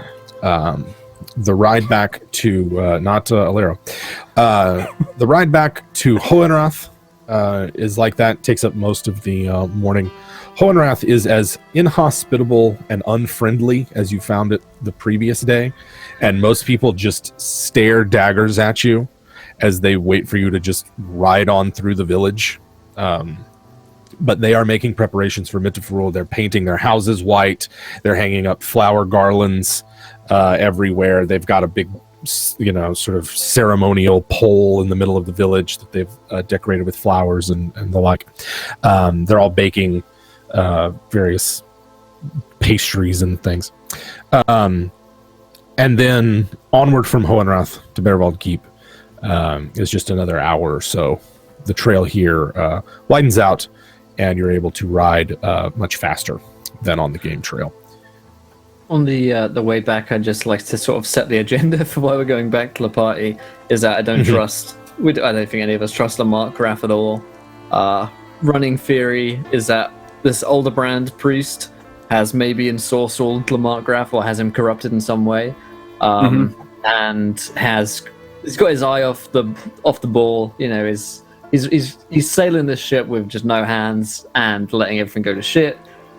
He's got a festival going, and there's beastmen on his doorstep. So we need to get some answers from him. And as far as Matthias is concerned, we can turn the screw and get this guy on a one-on-one. All right, that sounds great. It takes you about an hour from Hohenrath to Baerwald Keep, riding pretty hard. And as you get to Baerwald, this is actually kind of the first time you've really approached it. Those of you yesterday who had left sort of passed underneath the walls of it, but you only really caught sort of the back half of it. The approach leading up to it is riddled with goblin heads on pikes, and sort of in clusters of 3 or hanging from trees, sort of like this grim trophy as you ride up this switchback trail to get on top of the rocky outcropping that the castle sits on. It has a commanding view of the valley, and as you ride up the trail past the goblin heads and other trophies, if you look back, you can actually see the entirety of the valley laid out below you. And let's see here real quick. Share this with you. And you can see it as it's all the little villages. You can see the fires coming up from where they're at. You can see off in the far distance sort of a lone watchtower. That's the one that's at the very southeast corner of the player's map. But Baerwald Keep looks out over the entirety of the valley, shrouded in sort of morning mist from where you're at. You're arriving just before lunchtime. The keep itself is a timber fort. They've got part of it is newly constructed. It looks like there's been a new outer wall constructed with great big towers and the like. And then further in is the keep itself, which is a massive kind of part hunting lodge, part castle fortress that's out here. It blends in with the trees surrounding it rather well. As you ride up, you notice that a detachment of the road wardens has made camp, or is in the process of making camp, on the parade grounds inside the outer walls of the keep. And you can see Lieutenant Hung, the ogre, who is there along with one of the detachments as they sort of set up, and then a bunch of the Markgraf's men looking along rather disgruntled at it, just sort of like belly aching and complaining about having to put up with these road wardens in their midst. But your arrival is heralded by the lookout, and the Markgraf steps down from the main doors leading to the keep and invites you into his castle warmly. Greetings! It's good to see you again. Matthias, yes? And Likewise. Porcelero? Markgraf, a pleasure as always. I hope that your ride this morning was not too difficult. Do you need a refreshment, or perhaps I can entertain you somewhere? A luncheon or some such would be excellent. It has been a long journey, and there's much for us to speak of in private, if possible. Very good. You see that he is right. He looks at you. He's not wearing, he's not armed or anything like that. Well, he's got his sword on him, but he's not like armored or anything. His sergeant at arms, however, the Volker Lichtwak that you ran out of Obelheim a week or so ago, is with him, as well as his bailiff and steward, who's looking very bookish and penny pinching behind Remind him. me of the captain that I don't like's name, the one you just said then. Is Volker. Here, I will. Volker, that's right. Yeah, Volker Lichtwak is sort of sergeant at arms, and they invite you inside. Absolutely, I cast glares at Volker and his friends. And if Herr Scheuman's around or any of the road wardens, I will, tilt my cap to them in respect. Yeah, you see Herr Scheumann is here as well.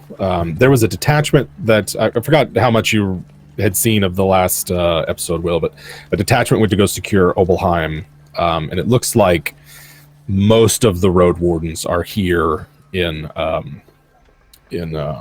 Baerwald Keep. And of course, the village of Horno is very nearby. You can see it from the battlements of Baerwald Keep. So anything that happens there, you'd be able to get to very quickly. All right. What's everybody else doing? Everybody else just going to follow? Yes. Yeah, I think Laura would as well just follow quietly. I'm just glancing around. We can't see anyone that looks maybe quite Talist or anything like that. Can't see anyone that looks particularly in ceremonial garb. Anyone that looks a bit Tarly. Yeah. Casting your eye about, you only see the Markgraf's soldiers, his retainers and men-at-arms and the like, and the road wardens. There are some like household staff that you can see as well, but there's no one here in the distinctive brown robes or certainly the ceremonial headdresses that they've worn, the ceremonial costumes that you've seen the Talites in so far. Could I go and speak to Hung for a second? Sure thing. He's over there. I imagine it looks hilarious, a halfling talking to an ogre. And yeah, Staring probably directly down at a few of the other road because we're quite friendly with these guys, right? Yes, yeah. Listen, we're going to go inside and have a little chat. We need you to be our eyes out here, okay? If anything strange goes on, if there's anyone hanging out or suddenly runs in, just if you let us know, all right? And I'll palm him a couple of gold from the kind of kitty we had, which again looks tiny in his hand. Yeah, he's sort of like for deep bellowing, sort of like, and you say this to him, and it takes him a full minute of just like staring at you. You remember, I'm rat, not food, okay? The captain has said, do what the witch hunter said. So just go inside, and we'll be out here. Thank you, Hung. All right. Oh, Jesus Christ. The ogre. Being big's not so important. Trust me, I'd rather be small and clever rather than that thing. All right, never mind. See you later, mate. Okay. And I'll kind of wander in back. But the guys, they're going to watch our back. We're okay. And if things get a bit nasty, we'll know about it. They're not. And he is. Like, if you look back, he's over there like... There is no jurisdiction higher than Sigma. We have nothing to fear. They're wily fuckers, though. They come out of the forest. I follow the Markgraf, but I'm all like, it's like weird for you guys because Matthias is like smiling and like trying to smile, sort of like a grimace. But like his airs and graces are on to try and, you know, wrong foot the Markgraf a little bit, perhaps. Sure. He proceeds with his steward and sergeant at arms, and some of the household staff are scurrying ahead to get the room ready. And he invites you into the great hall there, where there is two large tables set up. You know, it's like there's deer and stag heads all along the wall, and a great big fire roaring in a stone hearth there. It's just like every bit as rural, sort of like bumpkin castle chic as you can imagine. And the Markgraf gestures, please make yourself at home. You're my honored guests here. I am told that there is foul things, fouler than goblins and the like, underneath. Presumably, Captain Volker has alerted you to such news. They exchange a short glance at each other, the Markgraf and Volker. There is a great deal that I do not yet understand. We make patrols through the villages quite frequently. Any beastmen we would have found, surely.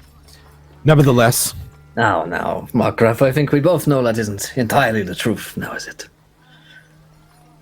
How's this? This is fine food here. It seems like we're only missing some cake.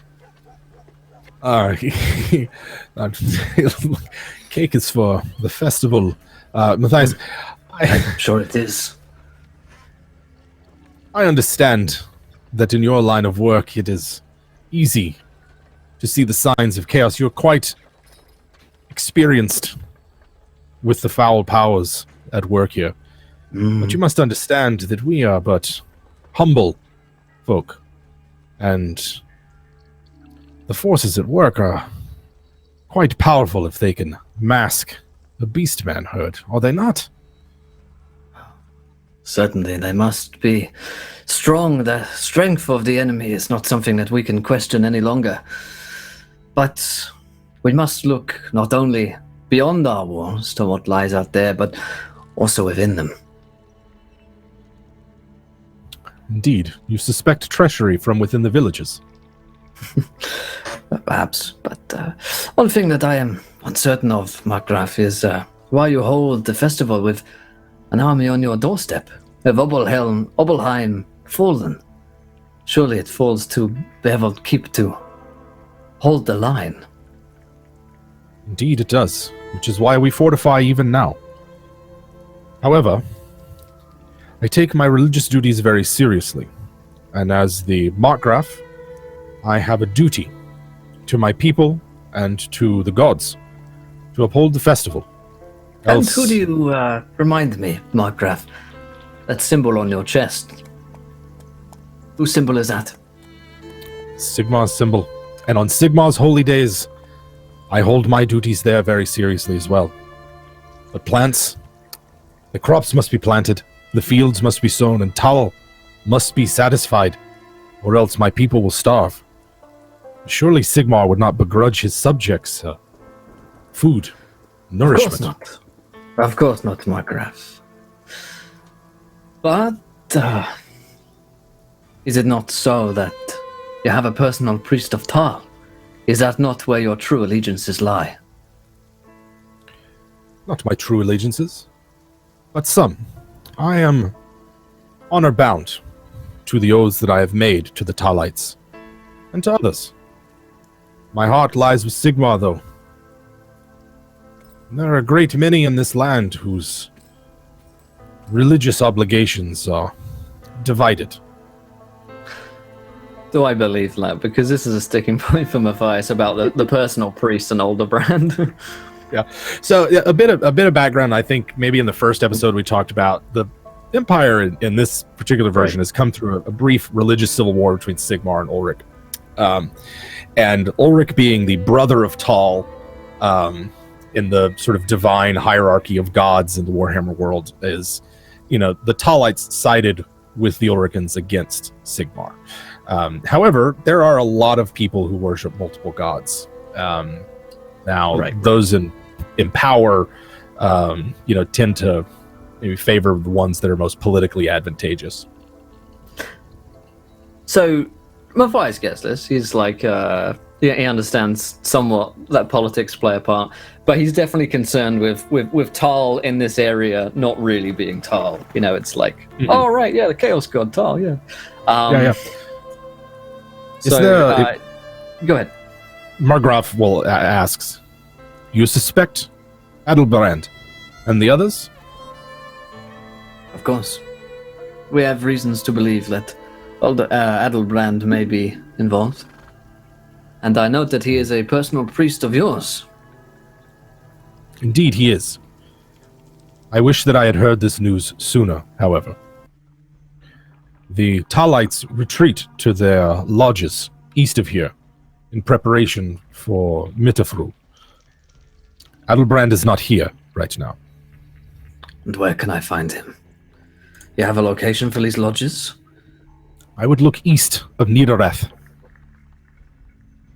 That is where they make their lodges. Okay. Jim, is that near the sacred circle thing that we heard about a while ago? That was sort of southwest of Niederrath. This would be east. So it's it's sort of the same central point. It's like one postcode over as far as Matthias is concerned. Right, yeah. Right. Yeah, all the trouble we know about by the fucking Beastman stone, yes. Niederrath is, how do I say it? A particular importance to the Talites here. They claim that one of their prophets blessed a field not far from there. They gather east of there to prepare, and they will hold their ceremony nearby to Niedereth. I'm not sure where they will be, but they will be around the village. Very well. Can I ask a question, please, Matthias? You're a witch hunter, rat. Ask. How is it that there can be destruction, murder, unspeakable things going on in Obelheim, yet the people of Horno are not informed? Is that not your job? Are these not your people? My job is to keep them safe. And if they believe they will be slaughtered in their homes by a beastman tribe, then I will have nothing but panic on my hands. We will protect them.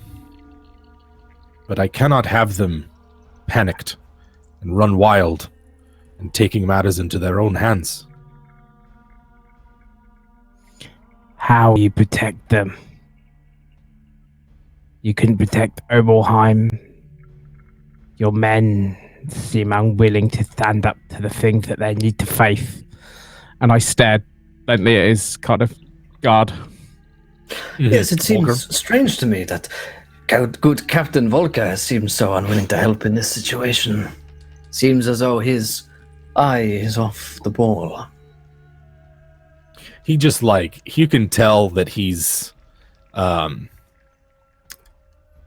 he would like to say something, but he is Oh not. yeah, no, I'm trying to get a rise out of him. Definitely in this. Come, Captain Volker, have you nothing to say on the matter? You sit there like a lapdog.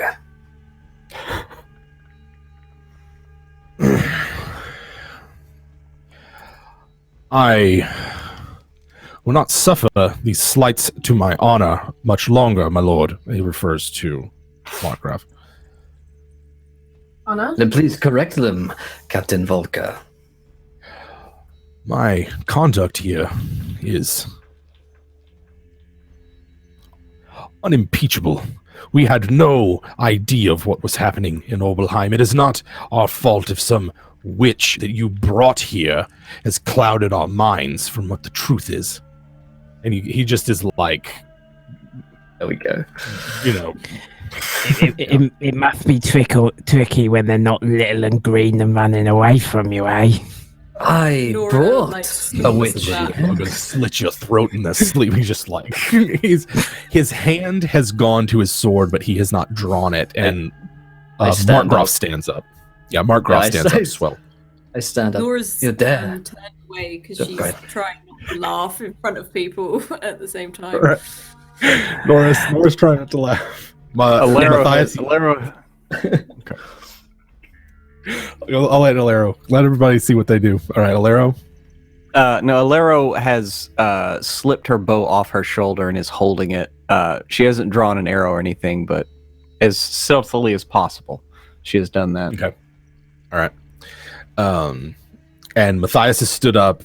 Did you say you had your hand on your sword? It's sort of, hand on sword, but it's sort of the slightly sort of smiling as he knows he's taunting the guy. And then when he says, you brought a witch here, it's like,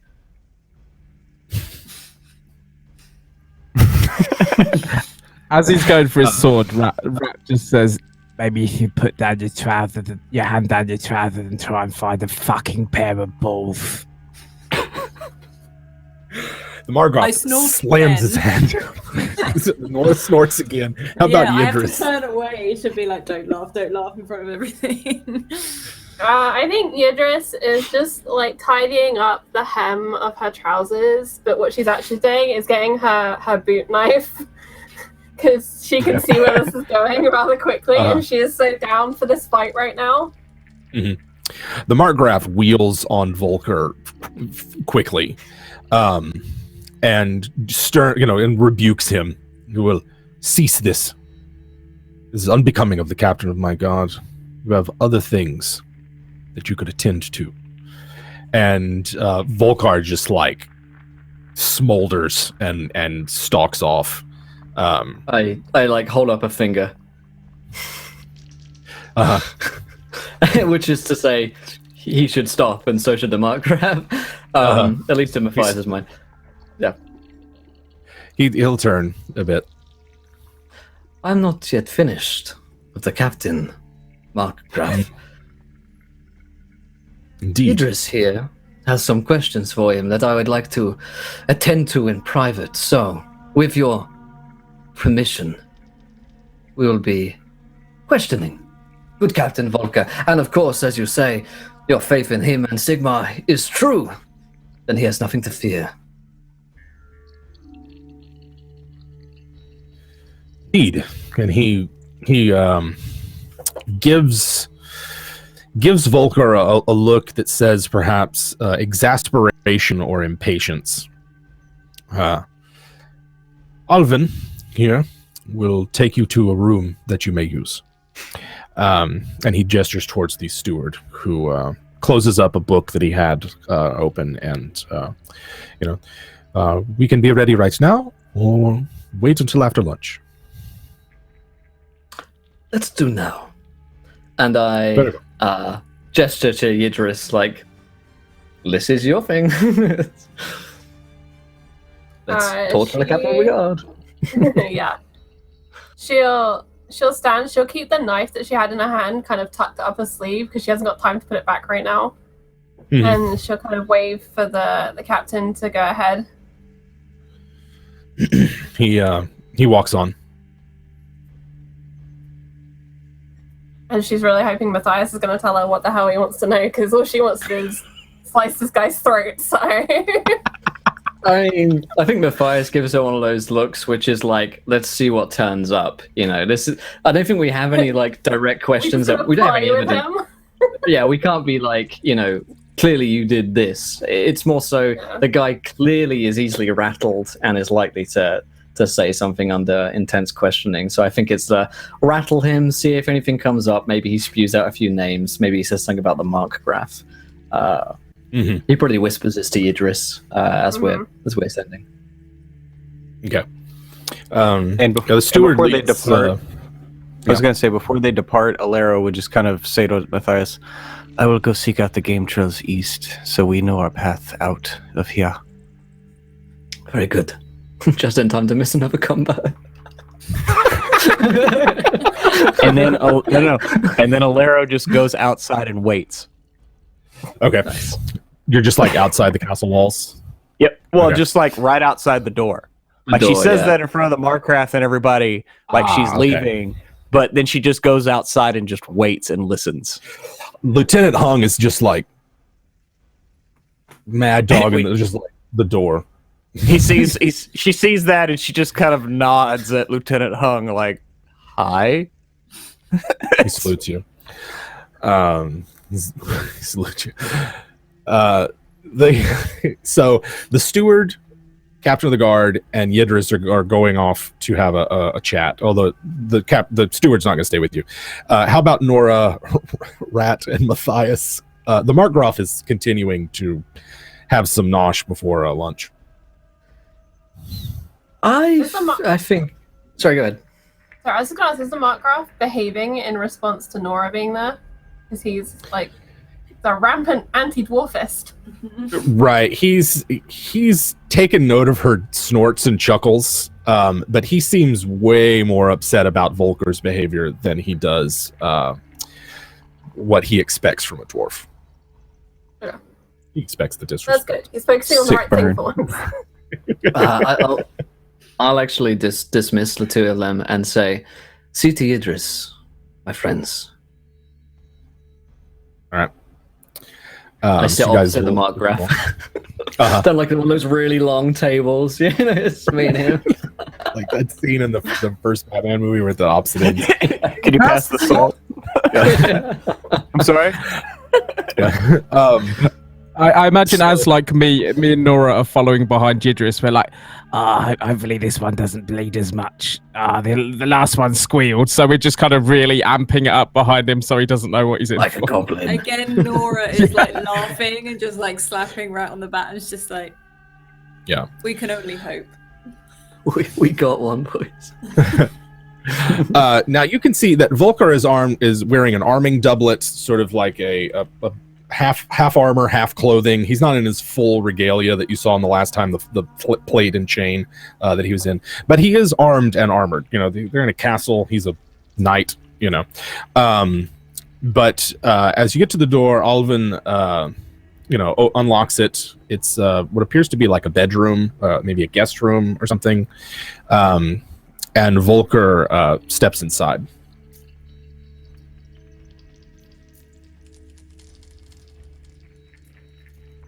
I don't believe you'll be needing your weapons here. And she's going to patiently wait for him to get rid of those. Mm-hmm. He looks at Yidris for a second, and you can tell he's just like resentful and wants to do other things. But he unbuckles his sword belt and hands the sword along with the knife that's attached to it to Alvin. She'll make a show of giving Nora the knife that she had hidden up her sleeve. See, we can all be friends here. This doesn't have to be a painful conversation. Nora will take it, but stare at the guy while she's doing so. Okay. And then Yidris just wants to punch her in the face with her knuckle duster. You're just going to punch him in the face? Yeah. Okay. Let's roll weapon skill. Sure will. Because this one's for spitting on Nora. 13. Ooh. Nice. That one catches him off guard. He's not expecting it. And that's 13. That's let's see. That's a headshot. That's a nose that I really wanted to break. That's good. It is possible to do called shots where you literally are like, I hit them in the head. I think it's a -20 hit to hit, which would obviously hit that. So you're hitting him in the face. Yeah. He kind of like reels from that for a second. He's like, you wait for me to be unarmed before you would strike me? And he seems like he's, not quite sure what's about to happen. He knows that Nora's right outside and is still armed. Rat's there.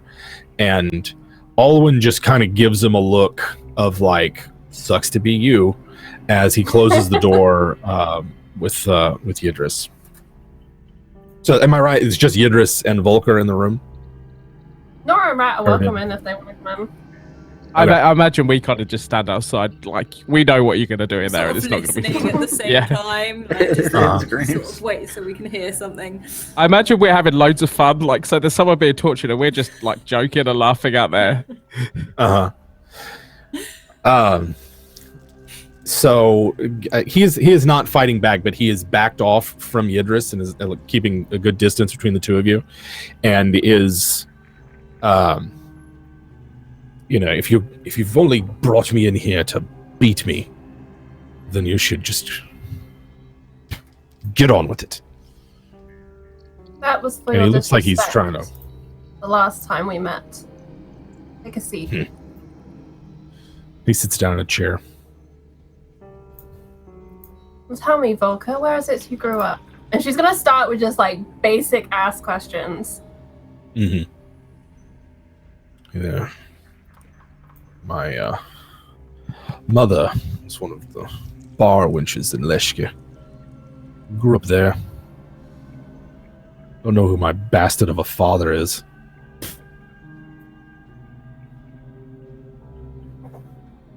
Rat, what was the name of that barkeeper? It was. Hang on. I've got it written down here. Brad starts going through like hundreds of pieces of paper, trying to remember where everything is. Tilo. Oh God, Tilo? I do know. It's Philo. I've got so many windows open right there. Philo, there you go. It was Philo. I think it's a halfling. Perhaps. What'd you ask him? I said an option for you, perhaps. Yes. A rather nice gentleman, from what I'm told. And to whom do you pay your respects? I pay my respects to the Markgraf, him as man. He offers things his protection to me. And your higher respects? My higher respects are to Sigmar,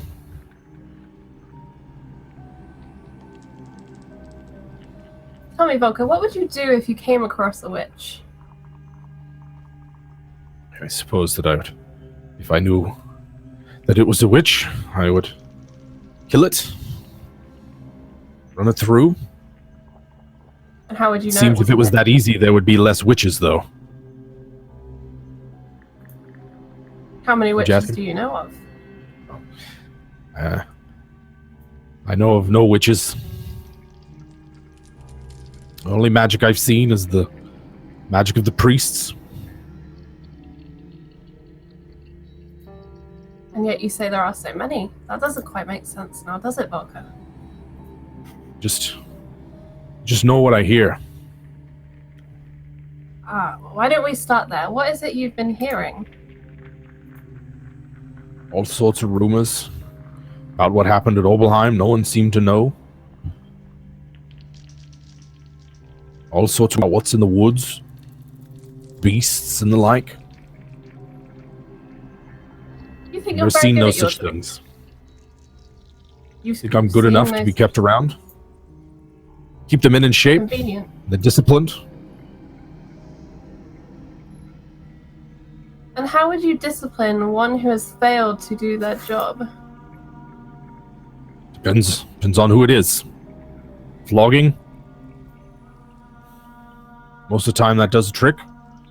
Night in the pillory. Something like that. But that's only for the dirt farmers. What about an officer? What about a captain? I know corporal punishment for me. I'd probably be reprimanded. You consider yourself above a flogging? His eyes sort of look to the door. I don't suppose that I am in your company.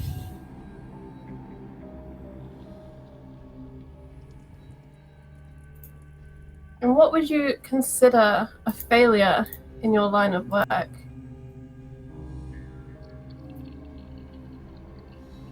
If the men ran in a fight, if they couldn't hold their nerve, or they're so scared they shit themselves, I'd fail my job. If they turn traitor and run, it'd be a failure. My job's just to keep the place safe, make sure that the people don't have their cows stolen by goblins.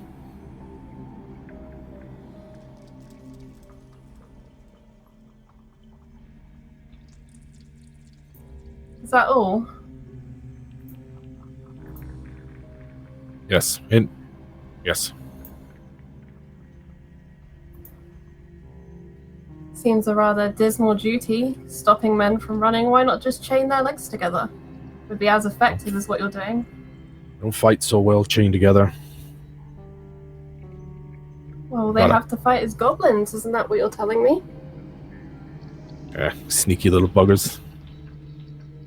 They'll get you if you're not careful. Surround you, cut your ankle, poison your horse, slit your throat in your sleep, catch you in a net, beat you with a stick. Dangerous.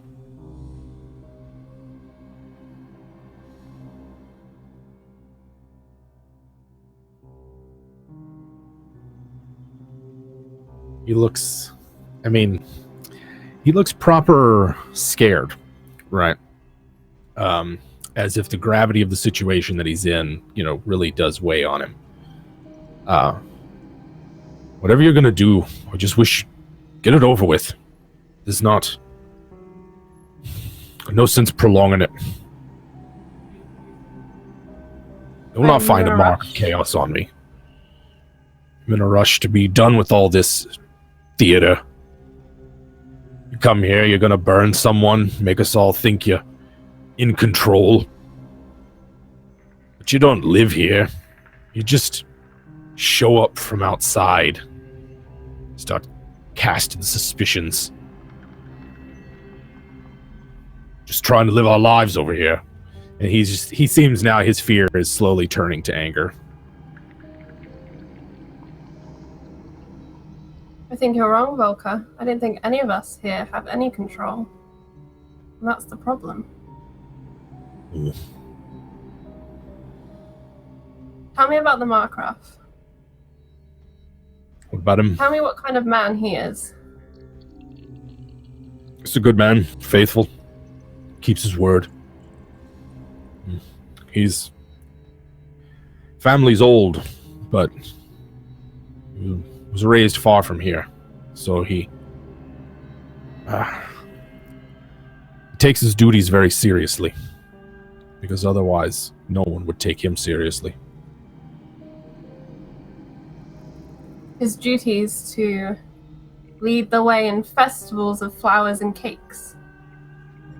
Aye, in the spring, and of skulls and death in the fall. When it's Sigmar's holy day, he dons the robes and leads the villages in their festivals as well. It's his job, his duty. He fulfills it admirably. A very fine clown indeed.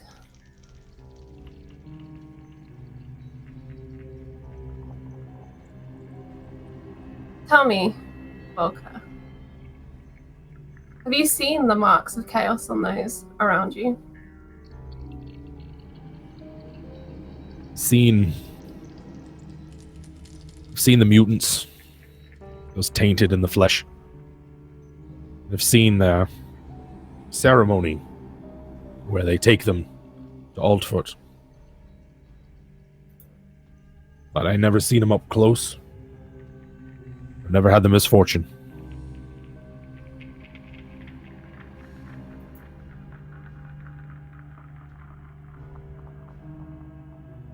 And what about this priest that services the Markgraf? Aldebrand. He's a quiet sort. Stays in one place too long. He doesn't so much serve as his personal priest as he was here when we got here. Sort of came with the place.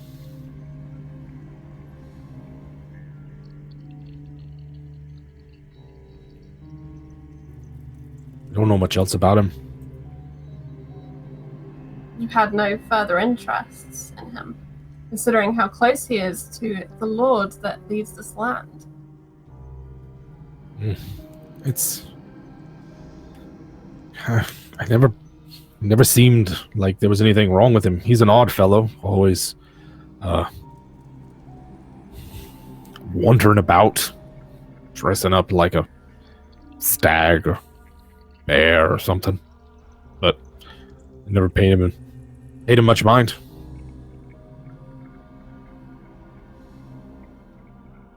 Stand up. He reluctantly stands up, hesitantly stands up. I think it is time that you removed your armor. What do you mean to do with me? That is my business.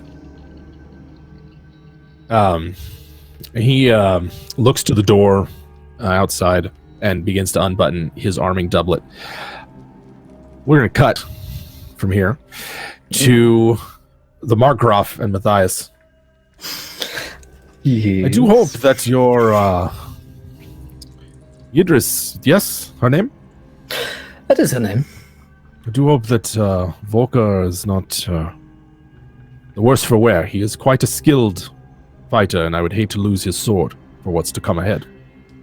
Fighting is different from leadership, wouldn't you say, Markgraf? Indeed. Have you found Volker to be a good leader? He is a adequate disciplinarian. Keeps the men in line. Keeps them from causing trouble in the villages. And the men, do they love him? Or do they fear him? There are some who love him. He has his sycophants, as we all do. But most of the men, they care not for his discipline. They would sooner lay about and eat the food that I offer them, then maintain a sense of readiness for what we need them for. In the force in which he serves, are there those who compete against him?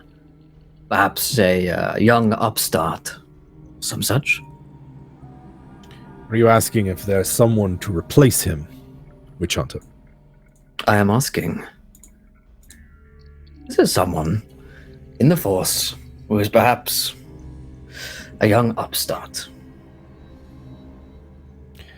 There are those who chafe under his chin, would see themselves in his position, I'm sure. As amongst all servants, there is jealousy and pettiness that rules them. Indeed, even a position such as your own is so agile. Indeed. I'm going to be honest with you, Markgraf, and I hope that you're honest with me as well. The Tarlites in this region, I will see them all burn. The priests, who I deem responsible, they will burn at the stake for this, and those who I find to be in league with them will also burn as well. And I am not making a threat when I say that if I find that you two are working with them, you will burn just like the others. They all burn the same. That is a promise. And so, I am hoping that my honesty with you can yield some honesty with me. If there are those who you know or suspect to be in league with the enemy, working against you, Adelbrand perhaps, others, Volker, Oldvin, I would have you tell me. It is better that you are honest with me now than I find out that you have been lying later. I do not stand for liars. I do not imagine that you do, Herr Witch Hunter. I know of no one in my household who is in league with the ruinous powers, but I invite you to question whomever you may and talk to them.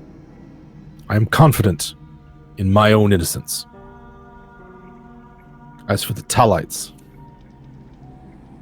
it grieves me deeply to learn that there is heresy in their ranks. Vendelin Batten has always been a peculiar individual, and his practices always struck me as barbaric and skirting the edge of heresy. There we have it. Vendelin Barton. All I need is a name, Herr Markgraf. It is very simple. We are honest men and women that travel here under the order of Sigmar. We do not come to make idle threats or to hurt those who are innocent. We merely judge those who are guilty and execute justice. I fear for your captain, Volker. But Volker has it a is hot good head to know that.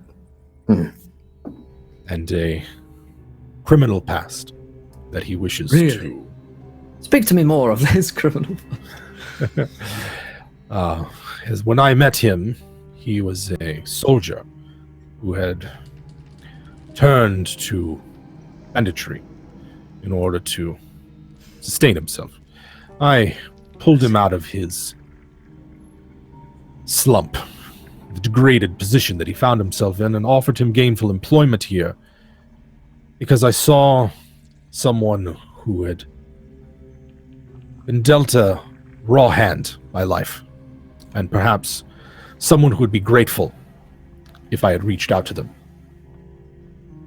So far, he has not betrayed my kindness. Thank you, Markgraf. I'll be down in a moment. Perhaps with the captain. And I'll go up and nod to Nora and Rat, who are like messing around. And I'll knock on the door. How does Matthias find Yidris and Volker? I think Yidris is busy asking him inane questions about his honor now. She's gone back to his growing up and just she's trying to get a new read on him now that he is naked and nicely humiliated. This is her current tactic. Since she hasn't actually been given permission to seriously hurt this guy, she's going for humiliation, since that seems to be how he likes to punish people too. Right. So you've asked him to get bare ass naked. Yeah, like she got the armor off and then she's like, and the rest. And the rest. Okay. As I walk in, my eyes flicker over to Nora, not Nora, to Yidris for a second, and I look back at the naked man in front of me. How goes the interrogation? We're becoming good friends. He seems terrified.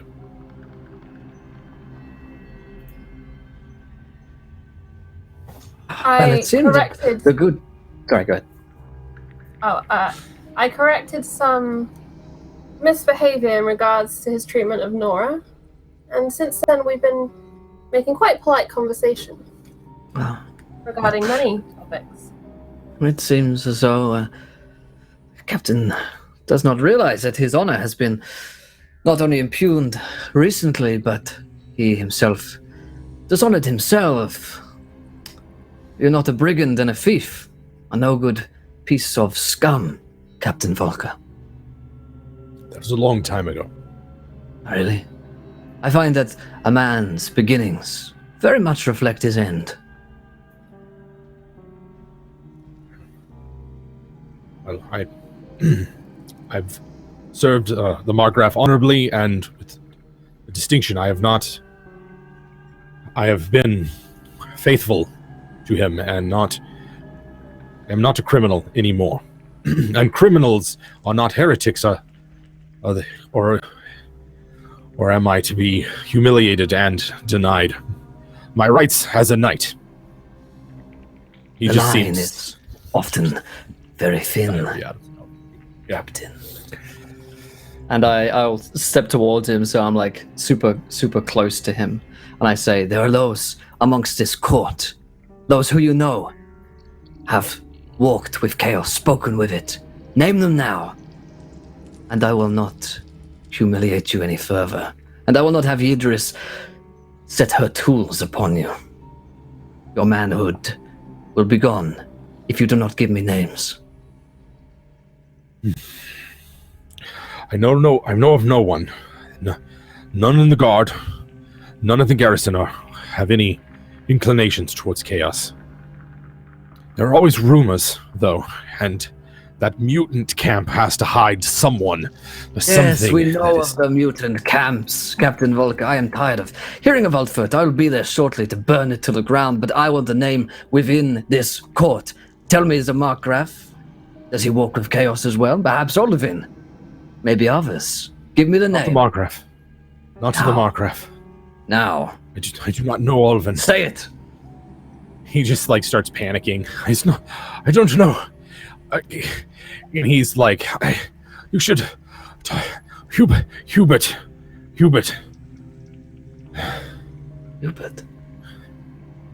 The kitchen staff, he's a filthy scoundrel and heretic.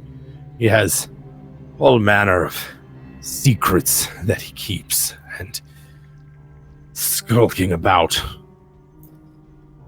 No good can come of it. Yidris is gonna grab his hand and twist his arm all the way up his back to the point where it's nearly gonna break. Uh-huh. Now you're making up names for us. It's very convenient how little you respect us that you will deliver us false names. He's lies as well. The ways of chaos. He is in the kitchens right now. You can find him there. And he's just at this point, he's half panicked on it, falling to his knees. No, I make no lies. I tell you nothing false. I do not find this Hubert, and I will be making a trip down to the kitchens immediately. Then the consequences will be dire.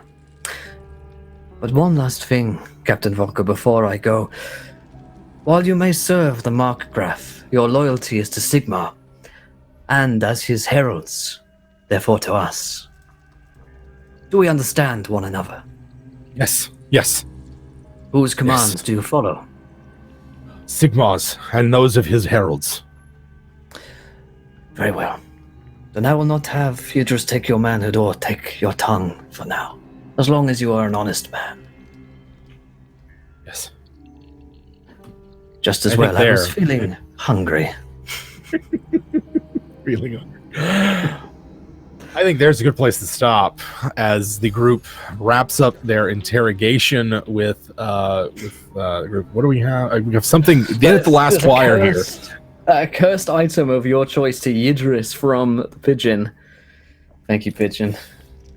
Interesting.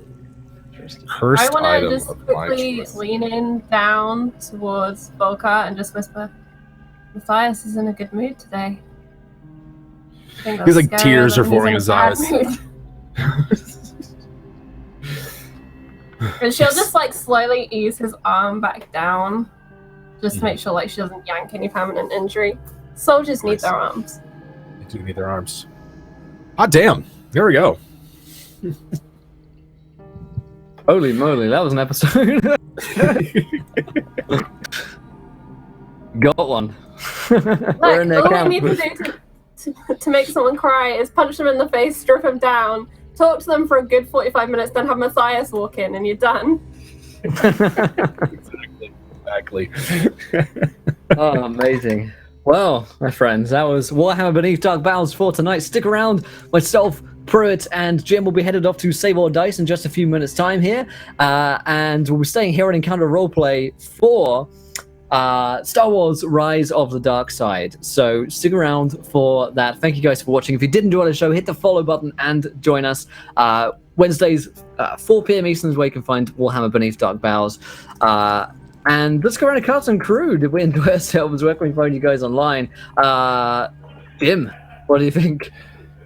Hot damn! What a way to return to the game. Good to have you back, Will, and good to have Matthias back. The moral compass of the group, surely. I love the dysfunctional family that is the band of witch hunters that we have in front of us, and navigating this nest of heretics and sorcerers and liars that they find themselves in. Always a pleasure playing with you guys. I love every time we get a chance.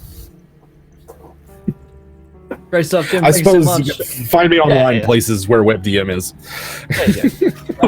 Pruitt, same questions. Oh man, I absolutely love this game. It was so great to have Matthias back. It was like Oprah was handing out interrogations today. You get an interrogation, and you get an interrogation. I mean, it was fucking nuts. I can't wait till next week. Let's go see what's up with this Herdstone. Absolutely. And I'm at places also. J. Prue Inc. I'm on WebDM. I got my show on Tuesday. See you next week. Great stuff. And Charlie. So we're playing on Friday, right? Friday? Right. Yes. I hate that I have to wait till Wednesday. It's so long. I love this game so much. I'm so glad we've got Will back. I want to say I'm glad we have Matthias back, but I'm not sure. It's hard to say sometimes. But yeah, I love the crew. I love all of the characters. Rat getting his like witch hunter level up. Holy crap. Yes. Nora continuing to be the baddest badass in the group as usual.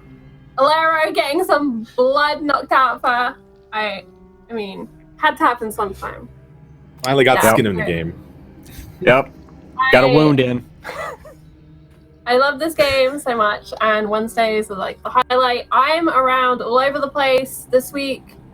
I have a game tomorrow on Young Jinx's channel at 8 p.m. UK. At the weekend at midnight on Saturday, I'm over on Skraskus's channel for a one-shot. But I post on Twitter all the time where I am, what's going live, and also lots of other things you should check out from the wonderful people here and the WebDM crew, and yeah, so follow me on Twitter. That's the underlying thing. And can we please play some more? Great stuff. Alice. Yeah, no, again, being repetitive, I love this game. I think it's so good. I love how diverse all the characters are, how dark it is, and how we're just a very mixed bunch of people. And I've never played a fairly silent character before, but I'm actually enjoying it quite a lot, even though, yeah, it can be awkward at times. Yeah, I absolutely loved it. I can't wait till next week. I am White Rabbit Pick on Twitter. So pop me a follow. And other than that, I'm over on Scraticus's channel, DMing a one shot on Friday, and I usually DM every Monday for the campaign. But yeah, can't wait till next week. Awesome, and Gareth. Time is short. These guys have got places to be very, very quickly, and they need to get a drink and go do whatever they need. Go follow WebDM. They're doing some amazing fucking stuff. YouTube, Twitch, as they didn't plug themselves properly. Go fucking follow their stuff. It's all fucking amazing. These guys are extremely talented, and they bring this fucking world to life. I love every one of these guys. You're hired. I have no doubt me and Matthias have literally reset our doomsday clock back to 5 minutes to midnight, where it was 1 minute to midnight. So I'm sure I'm 100% it's going to tick back, and we're going to have another clash. But fucking world-class role-playing. These guys are fucking amazing. Will, it's so good to have you back. And like every day, I'm slightly more worried about you are morphing into Matthias. You're like a satanic Simon Cowell. And a shout out to all those people that watch on YouTube and stuff. Leave us a YouTube comment. I like jumping on those videos and reading what you guys are saying. So if this actually makes a video, do that for me. I think Will might have disappeared. I'm not sure if he... Oh, there he is. There we go. Okay. Yeah, all right. Thank you, guys. You're awesome. Cam's gone, but it's all right. We'll see you guys same time next week for more Warhammer Beneath Dark Boughs. Stick around for Star Wars, and thank you guys for watching. Until next time, try not to throw too many net ones. Won't be laughing when you do. Good night, everybody.